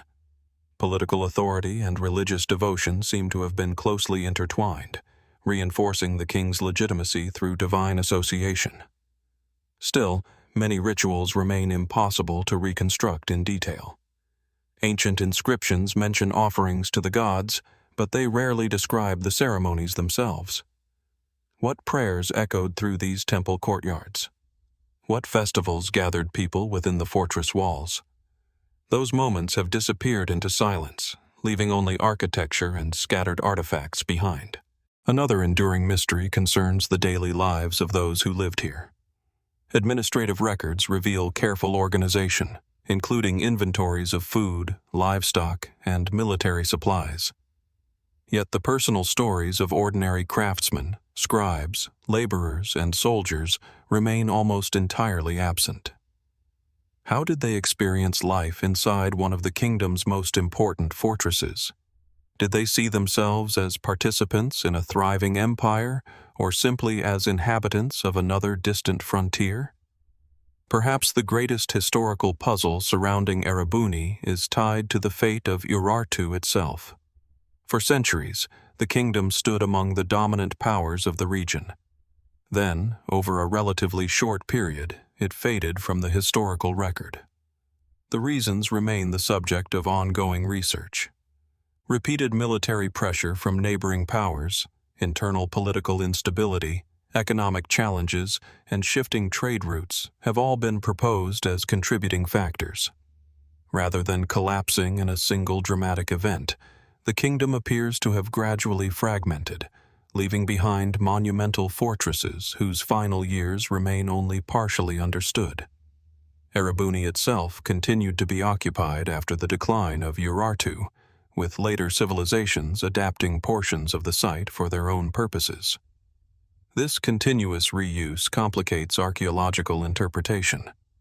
Layers from different periods overlap one another, making it difficult to distinguish precisely how the fortress changed over time. Modern excavation has answered many important questions while uncovering entirely new mysteries. Sophisticated surveying techniques continue to identify buried architectural features beyond the areas already excavated. Some archaeologists suspect that significant portions of the administrative district still remain underground. Others believe additional temples or storage complexes may lie hidden beneath later occupation layers. Every excavation season expands the known boundaries of the fortress, while revealing how much has yet to be explored. Alongside mainstream scholarship, more speculative theories occasionally emerge. Some independent researchers have argued that Erebuni formed part of a vast network of fortified ceremonial centers connected through astronomical alignments across the Armenian highlands. Others suggest that sealed chambers beneath the visible ruins could still contain royal archives or untouched ceremonial objects capable of transforming our understanding of Urartian civilization. At present, no archaeological evidence confirms these ideas, yet the incompleteness of the site leaves room for continued investigation. The fortress's commanding location has also inspired centuries of local tradition. Looking across the plains, it is easy to imagine signal fires burning atop neighboring hills, messengers arriving through fortified gates, and royal officials overseeing one of the kingdom's most strategic outposts. The surrounding landscape has changed dramatically since the days of Urartu, yet the hill itself continues to dominate the horizon exactly as it did when King Argishti first selected it. Today, visitors walk quietly through restored courtyards where kings once issued commands and priests conducted ceremonies beneath painted walls. Every stone bears evidence of careful planning. Every inscription provides another fragment of an unfinished story. And beneath the excavated foundations, untouched layers of earth still conceal countless details waiting for discovery. Perhaps that is Erebuni's greatest mystery. It is one of the rare ancient fortresses able to tell us exactly when it was born, yet it remains remarkably reluctant to explain everything that followed. Between surviving inscriptions and silent ruins lies an immense gap that archaeology continues to bridge, one careful excavation at a time. The fortress has already surrendered many of its secrets, but as long as hidden chambers, buried foundations, and unexplored corners remain beneath Aaron Bird, one question will continue to linger across the ancient hill. How much of Erebuni's true story is still waiting beneath the stones unseen for nearly 3,000 years? From the commanding walls of Erebuni Fortress, where kings carved their names into stone yet left countless questions unanswered, our exploration now turns toward the eastern Mediterranean. Here, the mystery is woven not only into ruined walls and buried foundations, but into centuries of devotion. Along the southwestern coast of Cyprus lies an ancient sanctuary whose influence reached far beyond the island itself. Known today as Palaepaphos, or Old Paphos, it was once one of the most revered sacred places in the ancient world, a place where faith, politics, and legend became almost impossible to separate. The landscape surrounding Palaepaphos is both peaceful and striking. Low limestone hills descend toward the shimmering Mediterranean, while vineyards, olive groves, and open fields stretch across the countryside. Gentle sea breezes move through the grasses, carrying the scent of salt and wild herbs. At first glance, the archaeological remains appear surprisingly modest. Fragments of walls, weathered foundations, scattered columns, and broken courtyards lie quietly beneath the sun. Yet beneath these stones rests a sanctuary that attracted pilgrims for well over 1,000 years. Long before monumental temples dominated the classical world, Palaepaphos had already become an important center of worship. Archaeological evidence suggests that religious activity at the site began during the Late Bronze Age, around the 12th century BC, although earlier occupation of the surrounding area extends even further into prehistory. Over the centuries, successive generations expanded and rebuilt the sanctuary, transforming it into one of Cyprus's most influential religious centers. Unlike many ancient temples that housed carefully carved statues of their principal deities, the sanctuary at Palaepaphos appears to have followed a different tradition. Historical sources and archaeological discoveries indicate that worship centered not on a human-shaped idol, but on a sacred conical stone. Ancient writers described pilgrims venerating this unusual object, believing it represented the presence of the goddess later identified by the Greeks as Aphrodite. The absence of a conventional statue has fascinated historians for generations. Why would one of the Mediterranean's most celebrated sanctuaries place such importance on a simple stone? Some scholars believe the practice preserved far older religious traditions that predated Greek influence on Cyprus. Before anthropomorphic images became common, many cultures throughout the Near East and Mediterranean worshipped sacred stones believed to embody divine power. If so, Palaepaphos may represent an extraordinary link between prehistoric belief systems and the classical religions that followed. The sanctuary itself reflects centuries of continual change. Excavations have uncovered monumental gateways, ceremonial courtyards, altars, storage buildings, workshops, and administrative structures. Rather than serving solely as a religious center, the complex also functioned as an economic and political institution. Pilgrims arriving from distant regions brought offerings, goods, and wealth, helping transform the sanctuary into one of the island's most significant centers of influence. Among the discoveries are imported ceramics, luxury goods, inscriptions, and finely crafted objects originating from across the eastern Mediterranean. These artifacts reveal that Palaepaphos maintained connections with numerous neighboring civilizations, acting as both a sacred destination and a crossroads of cultural exchange. Yet despite centuries of excavation, many of the sanctuary's rituals remain unknown. Ancient texts mention elaborate festivals, sacrifices, and ceremonial processions, but rarely describe them in detail. Archaeologists have uncovered altars blackened by repeated offerings, fragments of ceremonial vessels, and carefully arranged deposits that clearly held religious importance. However, the precise sequence of rituals, the words spoken by priests, and the symbolic meanings behind many ceremonies have disappeared with time. One particularly intriguing aspect involves the sanctuary's unusual architecture. Unlike later Greek temples centered around enclosed shrine rooms, Palaepaphos appears to have emphasized large open courtyards where ceremonies unfolded beneath the sky. Some researchers believe this reflects much older traditions focused on direct interaction with natural elements such as sunlight, wind, and the changing seasons. Was the open design purely practical, or did it reflect beliefs now almost impossible to reconstruct? From the sacred courtyards of Palaepaphos, where centuries of worship left behind more questions than answers, our journey now follows the shoreline westward across the Mediterranean. Here, the sea itself becomes part of the mystery. Along the southern coast of Crete lies an ancient harbor where merchants, sailors, priests, and travelers once crossed paths beneath the watch of distant mountains. Today, waves gently reach a quiet stretch of sand, but beneath that peaceful coastline rests Kommos, a place where archaeology continues to uncover an extraordinary story that remains remarkably incomplete. The first impression of Kommos is one of calm. Golden dunes slope toward the turquoise waters of the Libyan Sea, while low hills rise behind the shoreline, covered with hardy shrubs and olive trees. The sea breeze carries the scent of salt across the open landscape, and the rhythmic sound of breaking waves seems unchanged from thousands of years ago. Unlike the imposing palaces of Knossos or Phaistos, Kommos possesses a quieter presence.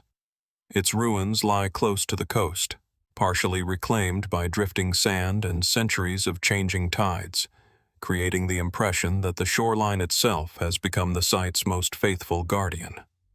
It is difficult to imagine that this tranquil beach once formed one of the most significant ports of Bronze Age Crete. Archaeological evidence indicates that Kommos flourished during the Minoan period, particularly between approximately 2000 BC and 1200 BC. Situated near the influential palace of Phaistos, the settlement appears to have served as a major maritime gateway connecting Crete with Egypt, Cyprus, mainland Greece, Anatolia, and other regions across the eastern Mediterranean.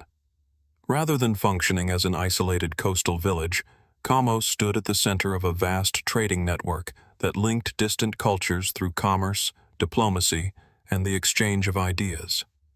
Excavations have revealed a carefully organized settlement unlike any other discovered on the island. Broad streets, administrative buildings, workshops, warehouses, and residential quarters spread across the site in a deliberate arrangement. Among its most remarkable discoveries are enormous ship sheds, long rectangular buildings with wide entrances opening directly toward what was once the ancient shoreline. These structures have fascinated archaeologists ever since they were uncovered. Most researchers believe they served as facilities where large wooden ships could be pulled ashore for construction, maintenance, or protection during storms. If this interpretation is correct, they represent some of the earliest known harbor installations of their kind in the Mediterranean. The scale of the buildings suggests that Kommos supported maritime operations of considerable sophistication, implying careful planning, skilled labor, and a thriving economy dependent upon overseas connections. Yet many questions remain. Exactly how busy was this harbor during its peak? How many vessels entered and departed each season? What languages echoed through its marketplaces as merchants from distant lands negotiated exchanges of copper, pottery, textiles, oils, spices, ivory, and precious metals? Artifacts recovered from the site hint at extraordinary diversity. Archaeologists have discovered imported ceramics originating from multiple regions of the eastern Mediterranean, alongside locally produced pottery reflecting distinctive Minoan craftsmanship. Egyptian objects, Cypriot materials, and Mycenaean influences all appear within the archaeological record, demonstrating that Kommos occupied a unique position within one of the ancient world's most interconnected maritime landscapes. Perhaps even more intriguing is what happened after the decline of Minoan civilization. Following widespread upheavals near the end of the Bronze Age, many Minoan centers experienced significant transformation or abandonment. Yet Kommos did not simply disappear. Instead, parts of the site continued to be occupied during later periods. Archaeologists uncovered evidence that new religious structures were established atop portions of the earlier settlement, including sanctuaries associated with Phoenician and later Greek traditions. This continuity raises an important question. Why did successive cultures choose to maintain a sacred presence at Kommos long after its original harbor had lost much of its importance? Some researchers suggest the location itself retained religious significance that transcended political change. Coastal sanctuaries often served sailors preparing for dangerous voyages or giving thanks for safe returns. The sea was both a source of prosperity and an unpredictable force capable of destroying even the strongest ships. It would not be surprising if generations viewed this shoreline as a place deserving special reverence. Among the discoveries that continue to intrigue archaeologists are ceremonial installations whose precise functions remain uncertain. Stone altars, ash deposits, offering vessels, and animal remains clearly indicate repeated ritual activity, yet the details of these ceremonies remain largely unknown.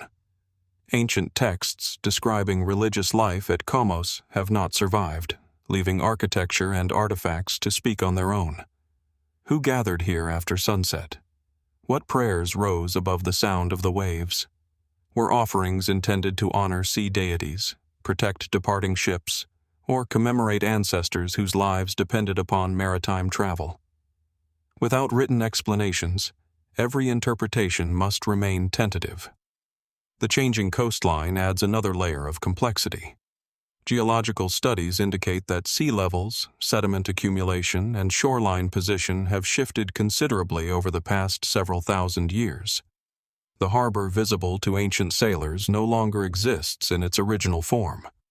Portions of the ancient waterfront now lie buried beneath layers of sand or have been altered by natural processes that slowly reshaped the coast. This constantly changing environment complicates archaeological reconstruction. Researchers continue attempting to determine precisely where ships docked, how harbor facilities operated, and how the settlement interacted with the sea during different historical periods. Some mysteries extend beneath the ground itself. Large sections of Kommos remain unexcavated, preserved beneath accumulated sand deposits. Modern archaeological methods, including geophysical surveys, suggest that additional buildings, streets, and industrial areas may still await discovery. Every excavation season uncovers fresh architectural details while revealing how much of the settlement remains concealed. As often happens when evidence is incomplete, more speculative ideas have emerged alongside mainstream scholarship. Some independent researchers have proposed that Kommos served not merely as a commercial harbor, but as an international ceremonial center, where diplomatic meetings and religious observances accompanied maritime trade. Others have suggested that submerged structures may survive offshore, hidden beneath sediments deposited over thousands of years. Because ancient coastlines differ significantly from those visible today, underwater archaeology continues to investigate whether additional harbor installations now rest beneath the sea. There are also broader historical questions that remain unresolved. The collapse of many Bronze Age civilizations around the 12th century BC continues to challenge historians. Climate fluctuations, earthquakes, internal political instability, disruptions in trade, migration, and warfare have all been proposed as contributing factors. Kommos existed within this interconnected world. As maritime networks weakened, the settlement inevitably changed alongside them. But how sudden was that transformation? Did merchants gradually abandon the harbor as commercial routes shifted elsewhere? Or did the community experience periods of recovery interrupted by successive crises? Archaeological layers reveal phases of destruction, rebuilding, and adaptation, yet they do not preserve the emotions of those who witnessed these changes firsthand. Another intriguing feature involves the remarkable absence of certain expected discoveries. Although numerous artifacts demonstrate extensive international contact, many aspects of everyday harbor life remain surprisingly elusive. Written administrative records, which might have documented cargoes, taxes, or diplomatic exchanges, are scarce compared with those recovered from larger palace complexes. Was this simply the result of preservation conditions, or do significant archives still remain buried beneath unexplored sectors of the site? Walking through Kommos today, it is easy to overlook its former importance. The sea appears peaceful. Sand drifts quietly across ancient foundations. Fragments of stone walls emerge between patches of vegetation, while seabirds circle overhead exactly as they must have done when Bronze Age ships approached the harbor. Yet beneath this tranquility lies one of the Mediterranean's most fascinating archaeological puzzles. Every imported vessel fragment speaks of distant journeys. Every warehouse hints at forgotten commerce. Every ceremonial structure suggests beliefs carried across the sea by generations of travelers whose names have vanished from history. The shoreline has changed, civilizations have disappeared, and the harbor itself has long since fallen silent. Still, Kommos continues to reveal new pieces of its story with each careful excavation. Among the discoveries that continue to intrigue archaeologists are ceremonial installations whose precise functions remain uncertain. Stone altars, ash deposits, offering vessels, and animal remains clearly indicate repeated ritual activity, yet the details of these ceremonies remain largely unknown. Ancient texts describing religious life at Kommos have not survived, leaving architecture and artifacts to speak on their own. Who gathered here after sunset? What prayers rose above the sound of the waves? Were offerings intended to honor sea deities, protect departing ships, or commemorate ancestors whose lives depended upon maritime travel? Without written explanations, every interpretation must remain tentative. The changing coastline adds another layer of complexity. Geological studies indicate that sea levels, sediment accumulation, and shoreline position have shifted considerably over the past several thousand years. The harbor visible to ancient sailors no longer exists in its original form.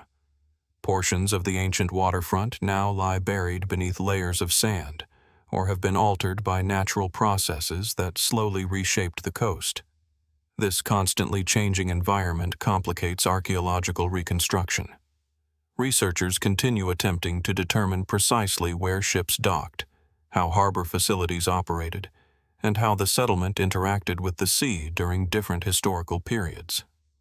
Some mysteries extend beneath the ground itself. Large sections of Kommos remain unexcavated, preserved beneath accumulated sand deposits. Modern archaeological methods, including geophysical surveys, suggest that additional buildings, streets, and industrial areas may still await discovery. Every excavation season uncovers fresh architectural details, while revealing how much of the settlement remains concealed. As often happens when evidence is incomplete, more speculative ideas have emerged alongside mainstream scholarship. Some independent researchers have proposed that Kommos served not merely as a commercial harbor, but as an international ceremonial center where diplomatic meetings and religious observances accompanied maritime trade. Others have suggested that submerged structures may survive offshore, hidden beneath sediments deposited over thousands of years. Because ancient coastlines differ significantly from those visible today, underwater archaeology continues to investigate whether additional harbor installations now rest beneath the sea. There are also broader historical questions that remain unresolved. The collapse of many Bronze Age civilizations around the 12th century BC continues to challenge historians. Climate fluctuations, earthquakes, internal political instability, disruptions in trade, migration, and warfare have all been proposed as contributing factors. Kommos existed within this interconnected world. As maritime networks weakened, the settlement inevitably changed alongside them. But how sudden was that transformation? Did merchants gradually abandon the harbor as commercial routes shifted elsewhere? Or did the community experience periods of recovery interrupted by successive crises? Archaeological layers reveal phases of destruction, rebuilding, and adaptation, yet they do not preserve the emotions of those who witnessed these changes firsthand. Another intriguing feature involves the remarkable absence of certain expected discoveries. Although numerous artifacts demonstrate extensive international contact, many aspects of everyday harbor life remain surprisingly elusive. Written administrative records, which might have documented cargoes, taxes, or diplomatic exchanges, are scarce compared with those recovered from larger palace complexes. Was this simply the result of preservation conditions, or do significant archives still remain buried beneath unexplored sectors of the site? Walking through Kommos today, it is easy to overlook its former importance. The sea appears peaceful. Sand drifts quietly across ancient foundations. Fragments of stone walls emerge between patches of vegetation, while seabirds circle overhead exactly as they must have done when Bronze Age ships approached the harbor. Yet beneath this tranquility lies one of the Mediterranean's most fascinating archaeological puzzles. Every imported vessel fragment speaks of distant journeys. Every warehouse hints at forgotten commerce. Every ceremonial structure suggests beliefs carried across the sea by generations of travelers whose names have vanished from history. The shoreline has changed, civilizations have disappeared, and the harbor itself has long since fallen silent. Still, Kommos continues to reveal new pieces of its story with each careful excavation. From the quiet shoreline of Kommos, where ancient ships once carried merchants and mysteries across the Mediterranean, our journey now follows those same maritime routes northward to the rolling hills of northern Greece. Here, another city waits beneath open fields and scattered stones. Unlike harbors swallowed by shifting coastlines, Olynthus vanished in a sudden moment of violence, preserving an extraordinary snapshot of everyday life. Yet beneath its remarkably ordered streets lies a mystery that historians continue to unravel. The landscape surrounding Olynthus is deceptively peaceful. Low hills rise gently above fertile plains, where vineyards, olive trees, and fields of grain stretch toward distant mountains. In spring, wildflowers cover the slopes, while warm winds sweep across the open countryside. At first glance, little suggests that this quiet terrain once supported one of the most prosperous cities of classical Greece. Only when the outlines of ancient foundations begin to emerge does the scale of what once existed become clear. Unlike many archaeological sites that survive only as isolated monuments, Olynthus preserves the layout of an entire city. Straight streets intersect one another with remarkable precision, dividing neighborhoods into carefully planned residential blocks. Stone foundations trace the outlines of homes, workshops, public buildings, and courtyards that once echoed with ordinary conversation rather than royal ceremony. It is one of the clearest surviving examples of urban planning from the classical Greek world. Archaeologists believe the city flourished primarily during the 5th and 4th centuries BC. As the leading member of the Chalcidian League, Olynthus grew into an important political, commercial, and military center in northern Greece. Its location allowed it to control valuable trade routes connecting the Aegean coast with the interior of the Balkans, attracting merchants, craftsmen, diplomats, and travelers from across the region. Yet prosperity often brings powerful rivals. In 348 BC, King Philip II of Macedon launched a campaign against Olynthus after political alliances shifted and tensions escalated. Ancient historical accounts describe the city's destruction as swift and devastating. Buildings collapsed beneath fire, residents fled or were captured, and one of Greece's most influential cities abruptly disappeared from history. Ironically, that catastrophe preserved the city in remarkable detail. Because Olynthus was never rebuilt on the same scale, archaeologists have been able to excavate entire neighborhoods almost exactly where they stood when the city fell. Walking through the ruins today is unlike exploring many ancient settlements where centuries of rebuilding erased earlier layers. Here, individual homes remain identifiable. Kitchens, courtyards, storerooms, workshops, and drainage systems still reveal how ordinary people organized their daily lives more than 2,000 years ago. One of the site's greatest contributions to archaeology lies in its domestic architecture. Many houses were surprisingly spacious, often arranged around central courtyards that admitted sunlight and fresh air into private living spaces. Rooms served specialized purposes, including food preparation, storage, weaving, entertaining guests, and family gatherings. Decorative mosaics discovered on several floors demonstrate that even private residences displayed considerable artistic refinement. These mosaics remain among Olynthus's most celebrated discoveries. Constructed from carefully arranged pebbles, they depict mythological scenes, animals, geometric patterns, and symbolic imagery. Their craftsmanship suggests not only artistic talent, but also a society with sufficient wealth to invest in beauty beyond mere survival. Yet these elegant homes raise intriguing questions. How closely did reality resemble the orderly appearance suggested by the city's carefully planned streets? Did every household enjoy similar prosperity, or did unseen social divisions exist behind identical stone walls? Archaeology reveals architecture with extraordinary precision, but it cannot fully recover the personalities of the people who lived there. Excavations have also uncovered thousands of everyday objects that transform Olynthus from an abstract historical site into a remarkably human place. Clay cooking pots still contain traces of burned food. Oil lamps rest where they were dropped during the city's destruction. Coins, jewelry, weaving tools, children's toys, writing implements, and storage jars provide intimate glimpses into ordinary routines interrupted by extraordinary events. Some homes appear to have been abandoned in haste. Valuable belongings remained inside certain buildings, suggesting that residents fled with little time to gather their possessions. Elsewhere, signs of intense burning indicate that fire spread rapidly through entire neighborhoods. What must those final hours have looked like?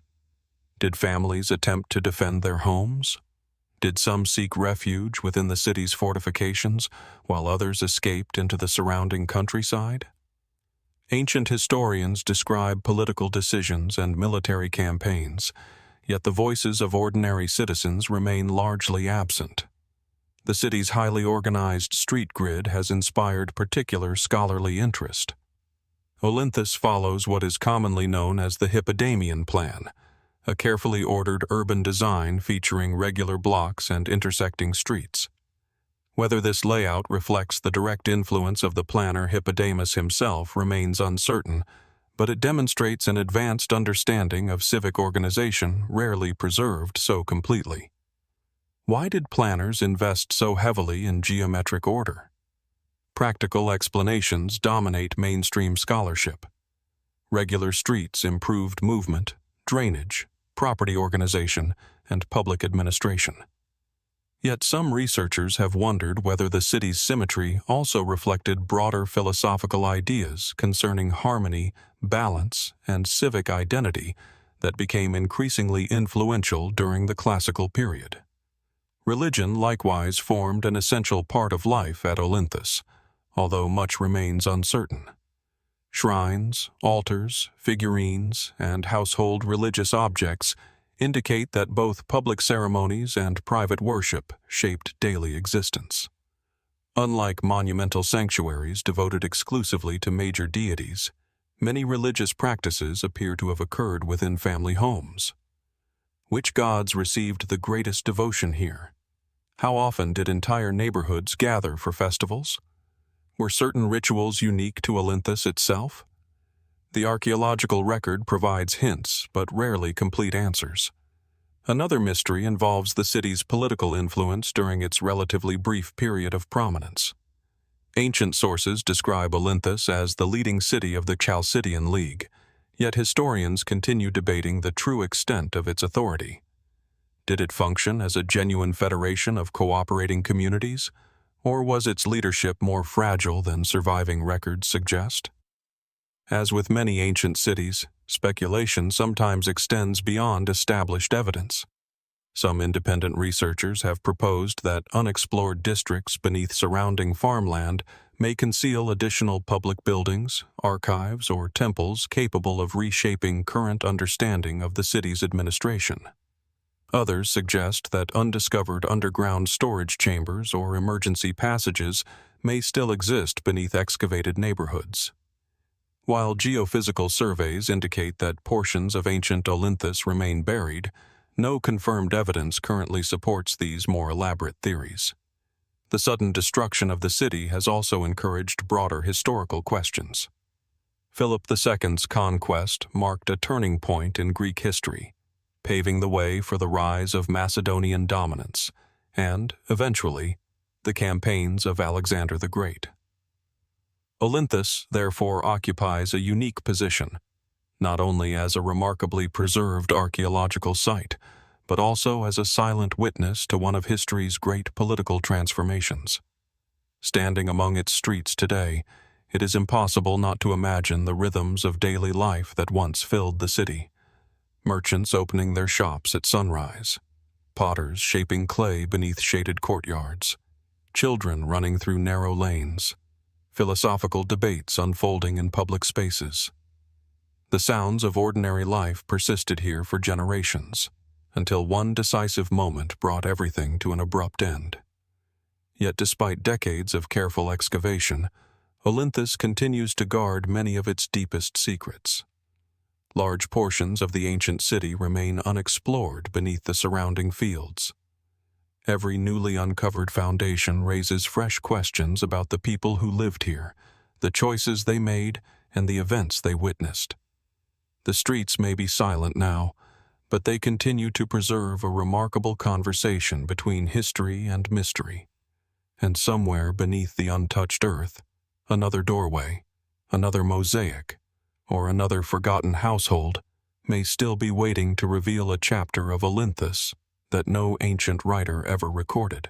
From the orderly streets of Olynthus, where an entire city was frozen by destruction yet preserved by time, our journey now crosses the Aegean Sea to a place where history rises above the clouds themselves. Here, on a volcanic island sculpted by fire and wind, another ancient settlement clings to the summit of a mountain. The ruins of ancient Thera overlook an endless horizon, offering breathtaking beauty alongside mysteries that have endured for more than 2,000 years. Few places combine dramatic landscapes and unanswered questions quite like this remarkable city. High atop Mesa Vono, a steep limestone mountain rising nearly 370 meters above the sea, ancient Thera commands one of the most spectacular views in the Mediterranean. On one side, sheer cliffs descend toward brilliant blue waters. On the other, whitewashed villages cling to volcanic slopes overlooking the vast caldera of Santorini. Powerful winds sweep across the mountain ridge, carrying the scent of salt and wild herbs through weathered columns and silent stone streets. Standing here, surrounded by open sky, it is easy to understand why ancient settlers believed this summit offered both security and spiritual significance. Yet despite its commanding position, ancient Thera remains curiously overlooked compared to the island's more famous archaeological sites. The city was established during the early Iron Age, traditionally around the 9th century BC, by Dorian settlers led, according to later tradition, by a figure named Theras, from whom both the island and the city eventually took their name. Although earlier civilizations had already flourished elsewhere on Santorini, particularly before the catastrophic volcanic eruption of the Late Bronze Age, ancient Thera represented the beginning of a new chapter rather than the continuation of an older one. Over the centuries, the city developed into an important regional center under successive Greek, Hellenistic, and Roman influence. Its strategic location allowed control over maritime routes crossing the southern Aegean, while its elevated position offered exceptional protection against invasion. The climb to the summit alone reveals how carefully its founders selected the location. Narrow paths wind upward along rugged cliffs, eventually opening onto a surprisingly organized settlement.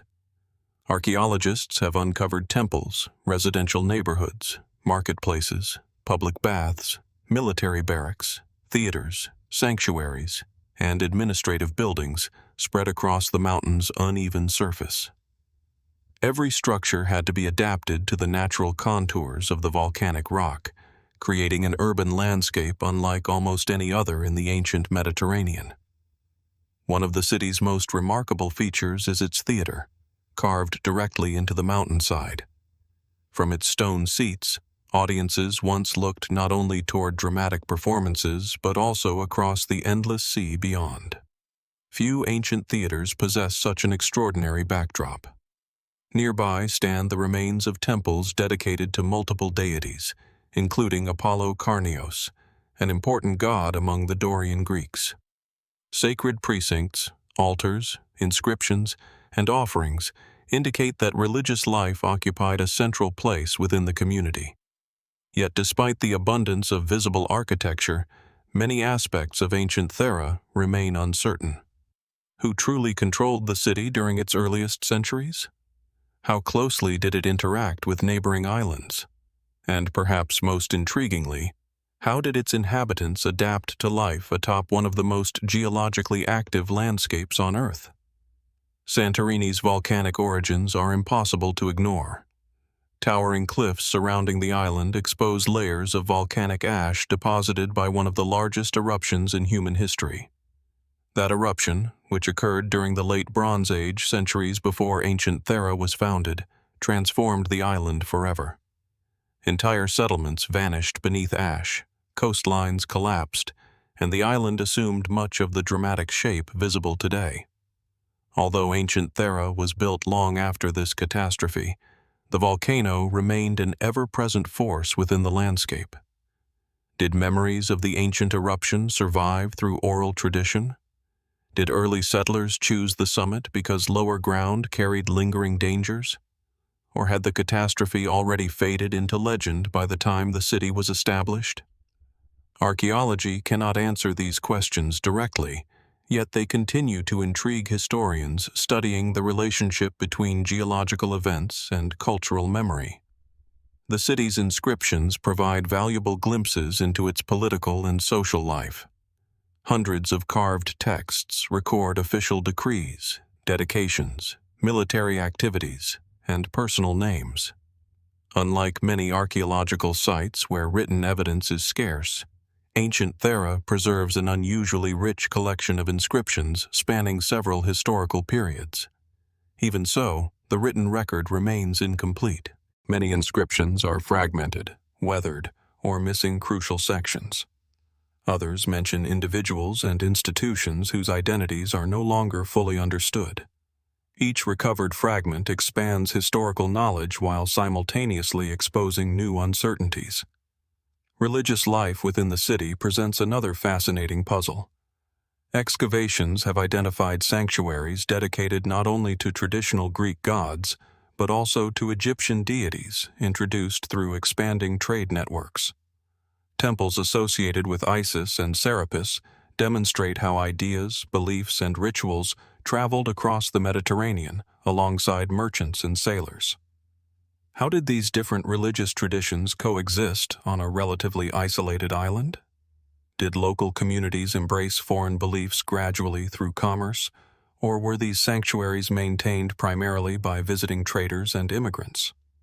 Archaeological evidence supports multiple possibilities, yet none offers a complete picture. One particularly unusual feature involves the city's cemeteries. Burial practices changed repeatedly over the centuries, reflecting evolving cultural influences and religious beliefs. Some graves contain modest offerings, while others reveal imported goods originating from distant parts of the Mediterranean. These discoveries suggest that ancient Thera participated in commercial networks extending far beyond the Aegean Sea. Yet countless individuals remain anonymous. The inscriptions preserve the names of certain officials, soldiers, and benefactors, but the majority of the city's inhabitants left behind only fragments of pottery, household objects, and silent foundations. What hopes filled these homes? What fears accompanied each tremor beneath the mountain? Did parents tell children stories explaining the towering volcanic cliffs surrounding them? The mountain itself adds another layer of mystery. Mesa Vuno rises dramatically between sea and sky, creating an atmosphere unlike that of ordinary settlements. Clouds occasionally drift across the summit, briefly concealing entire sections of the ruins before sunlight reveals them once more. At dawn and sunset, shifting shadows transform broken columns into silhouettes that seem almost alive. Such a setting naturally encouraged later legends. Local traditions have long associated the mountain with hidden chambers, forgotten shrines, and unexplored passages concealed beneath the visible ruins. Some independent researchers speculate that additional religious complexes remain buried beneath collapsed rockfalls or unexcavated terraces. Others suggest that earlier occupation layers may still survive beneath the city's known foundations, preserving evidence of communities that existed before the arrival of the Dorians. Mainstream archaeology remains cautious.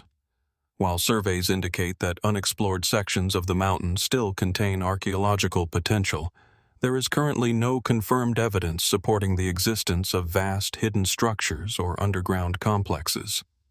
Even so, every excavation season continues to uncover previously unknown buildings, inscriptions, and artifacts that reshape understanding of the settlement. Perhaps the greatest mystery concerns why ancient Thera gradually declined.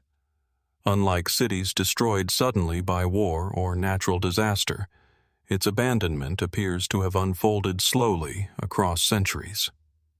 Political changes within the Roman Empire, shifting maritime trade routes, economic pressures, earthquakes, and evolving settlement patterns have all been proposed as contributing factors. Rather than disappearing overnight, the city seems to have experienced a long, gradual fading until the mountain eventually fell silent. Nature then reclaimed much of what remained. Wind carried soil into abandoned courtyards. Plants rooted themselves between paving stones. Rain slowly softened carved inscriptions that had once proclaimed laws, victories, and religious dedications. Travelers passed below the mountain without realizing that an entire city still overlooked the sea from above. Modern excavations have revealed remarkably preserved streets, houses, sanctuaries, and public spaces, yet only portions of the settlement have been fully explored. Advanced archaeological methods continue identifying buried structures hidden beneath collapsed masonry and accumulated debris. Every newly uncovered room raises additional questions about daily life, political organization, and religious practice on this extraordinary summit. Standing among the ruins today, one senses an unusual balance between permanence and fragility. The mountain appears eternal, while the civilization that flourished upon it proved surprisingly temporary. Stone walls remain where generations once debated philosophy, traded goods, celebrated festivals, and watched ships disappear beyond the horizon. From the volcanic heights of ancient Thera, where abandoned streets still gaze across the restless Aegean, our journey now shifts westward to southern France. Here, another hilltop settlement watches over an ancient landscape, not from the edge of a volcano, but above broad plains, winding rivers, and fields that have changed little over the centuries. At first glance, Ensérune appears peaceful, almost ordinary. Yet beneath its quiet stone foundations lies one of Europe's most intriguing archaeological puzzles, where every excavation has uncovered not only remarkable discoveries, but questions that refuse to disappear. The ancient settlement of Ensérune occupies a limestone hill overlooking the former marshes of Montadi, not far from the Mediterranean coast. From its summit, the view stretches for kilometers in every direction. Vineyards spread across the countryside, narrow roads weave between villages, and in the distance the shimmering horizon hints at the sea that once connected this community to countless civilizations. Wind moves gently across the hilltop, carrying the scent of herbs and dry grass, while weathered stone walls stand silently beneath the southern French sun. It is difficult to imagine that this quiet ridge was once one of the most important fortified settlements in Iron Age Gaul. Archaeological evidence suggests that Ensérune was first occupied around the 6th century BC. Over the following centuries, it developed into a thriving oppidum, a large fortified settlement belonging to Celtic peoples who inhabited much of Western Europe before Roman expansion. The community reached its greatest prosperity between the 4th and 2nd centuries BC, eventually becoming a significant center of trade, craftsmanship, and regional authority.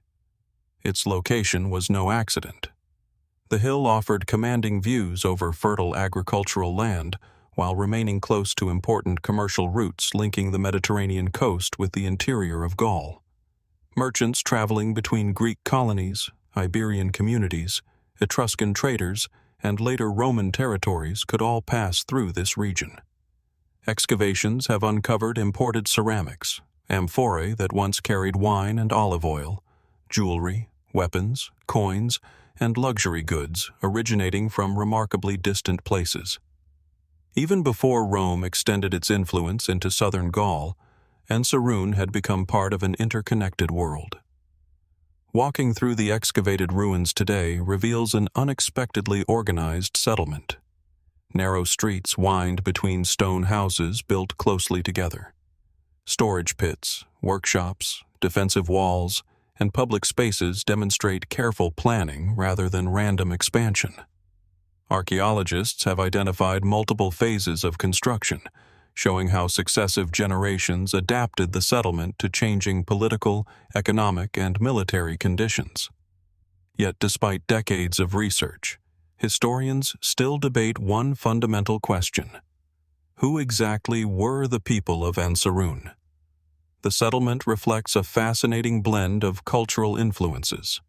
Local Celtic traditions appear alongside unmistakable Mediterranean characteristics. Imported Greek pottery sits beside indigenous ceramics. Architectural styles evolved over time, incorporating ideas from neighboring cultures while maintaining distinctive local traditions. Was Ensérune primarily a Celtic stronghold influenced by Mediterranean commerce? Or had it become something more complex, a crossroads where cultures gradually merged into a unique regional identity? The archaeological evidence supports both interpretations. One of the site's most remarkable discoveries lies beyond the settlement itself. Surrounding the hill are extensive burial grounds that have yielded hundreds of graves dating across several centuries. These cemeteries provide invaluable insight into changing funerary customs during the Iron Age. Early burials frequently involved cremation, with ashes carefully placed inside decorated urns accompanied by personal belongings, weapons, ornaments, and ceremonial objects. Yet no two graves are entirely alike. Some contain elaborate collections of jewelry crafted from bronze, iron, amber, and imported glass. Others hold only modest offerings. Certain burials include finely decorated weapons suggesting high social status, while neighboring graves remain surprisingly simple. What determined these differences? Were they reflections of wealth, family lineage, religious belief, political authority, or achievements during life? Archaeologists continue studying burial patterns, but the social structure of Ensérune remains only partially understood. Among the most intriguing features uncovered during excavation are the enormous underground storage silos scattered throughout the settlement. Massive stone walls once enclosed much of the hilltop, protecting residents during periods of instability. Gates were carefully positioned, while towers likely provided elevated observation across the surrounding countryside. Yet historians continue debating how often these fortifications were actually tested. Did Ensérune regularly face military threats from neighboring communities? Or did its defenses function primarily as symbols of authority and deterrence rather than instruments of constant warfare? Archaeological traces of conflict exist, but they do not always tell a straightforward story. Weapons recovered from the site include swords, spearheads, shields, and defensive equipment, yet many appear to have been deposited long after they ceased serving practical military purposes. Some researchers believe certain weapons held symbolic or ceremonial significance beyond their role in combat. Religious life within Ensérune presents another fascinating puzzle. Unlike many Mediterranean civilizations, the inhabitants left no extensive written descriptions of their beliefs. Instead, archaeologists must reconstruct spiritual practices from scattered clues: small figurines, decorated objects, burial customs, animal remains, and isolated ceremonial deposits. Certain discoveries hint that sacred spaces may have existed within the settlement itself, yet identifying temples or formal sanctuaries has proven remarkably difficult. Did worship occur primarily in open-air shrines now erased by time? Were ceremonies centered around family households rather than monumental religious buildings? Or have the most important sacred locations simply not yet been discovered? Without written testimony, certainty remains elusive. The influence of Rome gradually transformed Ensérune during the 2nd and 1st centuries BC. Roman trade expanded throughout the region, introducing new goods, technologies, architectural styles, and political structures. For a time, the settlement appears to have adapted successfully to these changing conditions. Then, slowly, life on the hill began to fade. Unlike cities destroyed suddenly by earthquake or invasion, Ensérune experienced a gradual decline. Residents increasingly relocated toward newly established Roman settlements situated on more convenient transportation routes. Commercial priorities shifted. Political authority became centralized elsewhere. One generation departed, then another, until the once busy hilltop was eventually left behind. Why did such a strategically located settlement lose its importance? Practical explanations dominate current scholarship. Roman infrastructure favored new urban centers connected by expanding road networks. Economic opportunities changed. Administrative systems evolved. Yet archaeologists continue investigating whether environmental factors, changing water resources, or local political events may also have contributed. Nature quietly reclaimed the abandoned town. Wind carried soil into empty streets. Vegetation rooted itself between collapsed walls. Rain slowly filled forgotten storage pits that had once safeguarded harvests essential for survival. For centuries, the hill appeared little different from the surrounding landscape. Only systematic archaeological excavation revealed the extraordinary extent of what remained preserved beneath the surface. Modern research has transformed understanding of Iron Age life in southern France, yet Ensérune continues to present unexpected discoveries. Ground-penetrating surveys suggest that portions of the settlement remain unexcavated. Hidden foundations, workshops, drainage systems, and residential districts may still lie buried beneath untouched areas of the hill. As often happens when archaeological evidence remains incomplete, more speculative ideas have emerged alongside mainstream interpretations. Some independent researchers have suggested that the underground silos served secondary ceremonial purposes involving seasonal rituals connected to fertility and agricultural renewal. Others propose that undiscovered tunnels may connect different sectors of the settlement beneath the limestone bedrock. A few have even speculated that certain carefully arranged deposits represent evidence of forgotten religious traditions no longer preserved elsewhere in Europe. At present, archaeology neither confirms nor completely dismisses these possibilities. No convincing evidence supports elaborate underground networks or hidden ceremonial chambers, yet the site's incomplete excavation leaves room for future discoveries capable of challenging current assumptions. Perhaps the greatest mystery surrounding Ensérune is not its rise or its decline, but the remarkable complexity of the people who built it. They lived at the meeting point of civilizations, absorbing influences from across the Mediterranean while preserving traditions rooted deep within Iron Age Europe. From the silent hill of Ensérune, where abandoned homes and forgotten burial grounds hinted at lives erased from memory, our journey continues southwest across the Mediterranean to another landscape shaped by both prosperity and disappearance. Here, in the rugged hills of southeastern Spain, archaeologists uncovered traces of a civilization that seemed astonishingly advanced for its time. It left behind fortified settlements, sophisticated metalworking, carefully planned communities, and thousands of burials. Yet despite decades of research, the people known today as El Argar remain among Europe's greatest archaeological enigmas. The hills of Almeria and Murcia rise in long, dry ridges above winding river valleys and scattered plains. Sparse vegetation clings to rocky slopes, while the intense Mediterranean sun casts sharp shadows across the landscape. During the hottest months, the earth seems almost motionless, interrupted only by the wind carrying dust through ancient ravines. At first glance, it is difficult to imagine that this harsh environment once supported one of the most organized societies in Bronze Age Europe. Hidden among these hills are the remains of settlements built nearly 4,000 years ago. The civilization takes its modern name from the archaeological site of El Argar, first excavated during the late 19th century.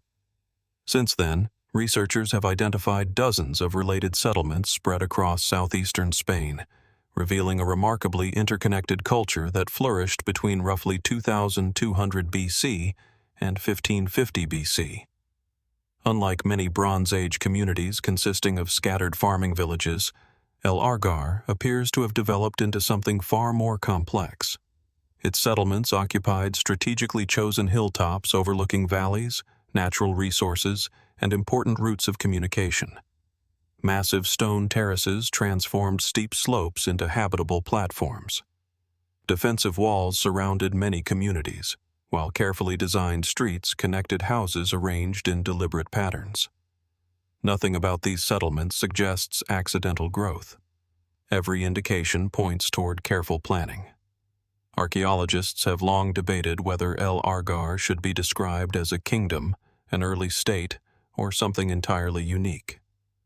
Whatever political system governed these communities, it demonstrated an extraordinary ability to organize labor, manage resources, and maintain influence across a substantial territory. One of the civilization's greatest strengths lay beneath the surrounding mountains. The region contained abundant deposits of copper, silver, and other valuable minerals. Excavations have uncovered extensive evidence of mining, smelting, casting, and metalworking. Workshops produced weapons, tools, ornaments, and ceremonial objects whose quality rivals many contemporary societies across Europe.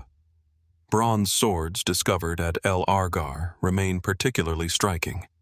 Long, carefully balanced, and expertly crafted, they represent more than practical weapons. Many appear to have symbolized authority, status, or military leadership. Some were buried alongside individuals whose graves contained unusually rich collections of objects, suggesting that political power may have become concentrated within an emerging elite. This observation has led archaeologists toward one of the civilization's most enduring mysteries. How unequal was El Argar society? Unlike earlier communities where wealth often appears distributed relatively evenly, El Argar burials reveal striking differences. Some graves contain silver diadems, finely crafted jewelry, bronze weapons, decorated pottery, and valuable personal possessions. Others include only simple vessels or modest offerings. These contrasts appear too consistent to be accidental. Did El Argar develop one of Europe's earliest rigid class systems? Some researchers believe the evidence points toward a highly stratified society ruled by powerful families who controlled access to land, resources, and skilled labor. Others argue that differences in grave goods may reflect changing roles, religious beliefs, or social responsibilities, rather than strict economic inequality. The answer remains uncertain. Perhaps the most remarkable aspect of El Argar lies beneath the floors of its houses. Unlike many Bronze Age cultures that established separate cemeteries beyond settlement walls, El Argar buried its dead directly beneath residential buildings. Archaeologists have uncovered thousands of graves carefully placed beneath living spaces, often inside large ceramic jars or stone-lined chambers. Generations lived quite literally above their ancestors. Every household may have shared daily life with the memory of those who came before. Why? The practical explanation suggests that burial beneath the home reinforced family identity, inheritance, and claims to property. Ancestors remained physically connected to the household, strengthening continuity across generations. Yet the emotional significance may have extended much further. Did families believe the dead continued protecting the living? Were ancestors regarded as guardians of the household? Or did these burials serve entirely different religious purposes, now impossible to reconstruct? No written language survives to explain these customs. Everything must be inferred from archaeology alone. One burial, discovered at the site of La Almoloya, dramatically reshaped scholarly understanding of El Argar society. Inside an elaborately constructed tomb beneath a large public building rested the remains of a man and a woman accompanied by extraordinary grave goods. The woman wore an elaborate silver diadem unlike almost any discovered elsewhere in Bronze Age Europe. Around her lay silver bracelets, rings, ear ornaments, and other finely crafted objects whose total value would have represented immense wealth during her lifetime. The discovery prompted immediate debate. Who was she? For generations, archaeologists often assumed that richly equipped male burials represented political authority. Yet the exceptional wealth associated with this woman suggested a different possibility. Could women have occupied some of the highest positions within El Argar society? Recent research has proposed that elite women may have exercised significant political, economic, or ceremonial influence. The evidence remains actively debated, but the discovery challenges long-standing assumptions about leadership during Europe's Bronze Age. Even so, countless questions remain unanswered. Was power inherited through family lines? Did rulers govern multiple settlements from central administrative centers?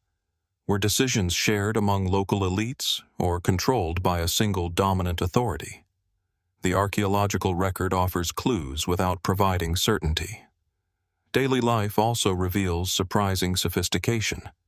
Excavations have uncovered evidence of weaving, agriculture, animal husbandry, pottery production, metallurgy, textile manufacture, and long-distance trade.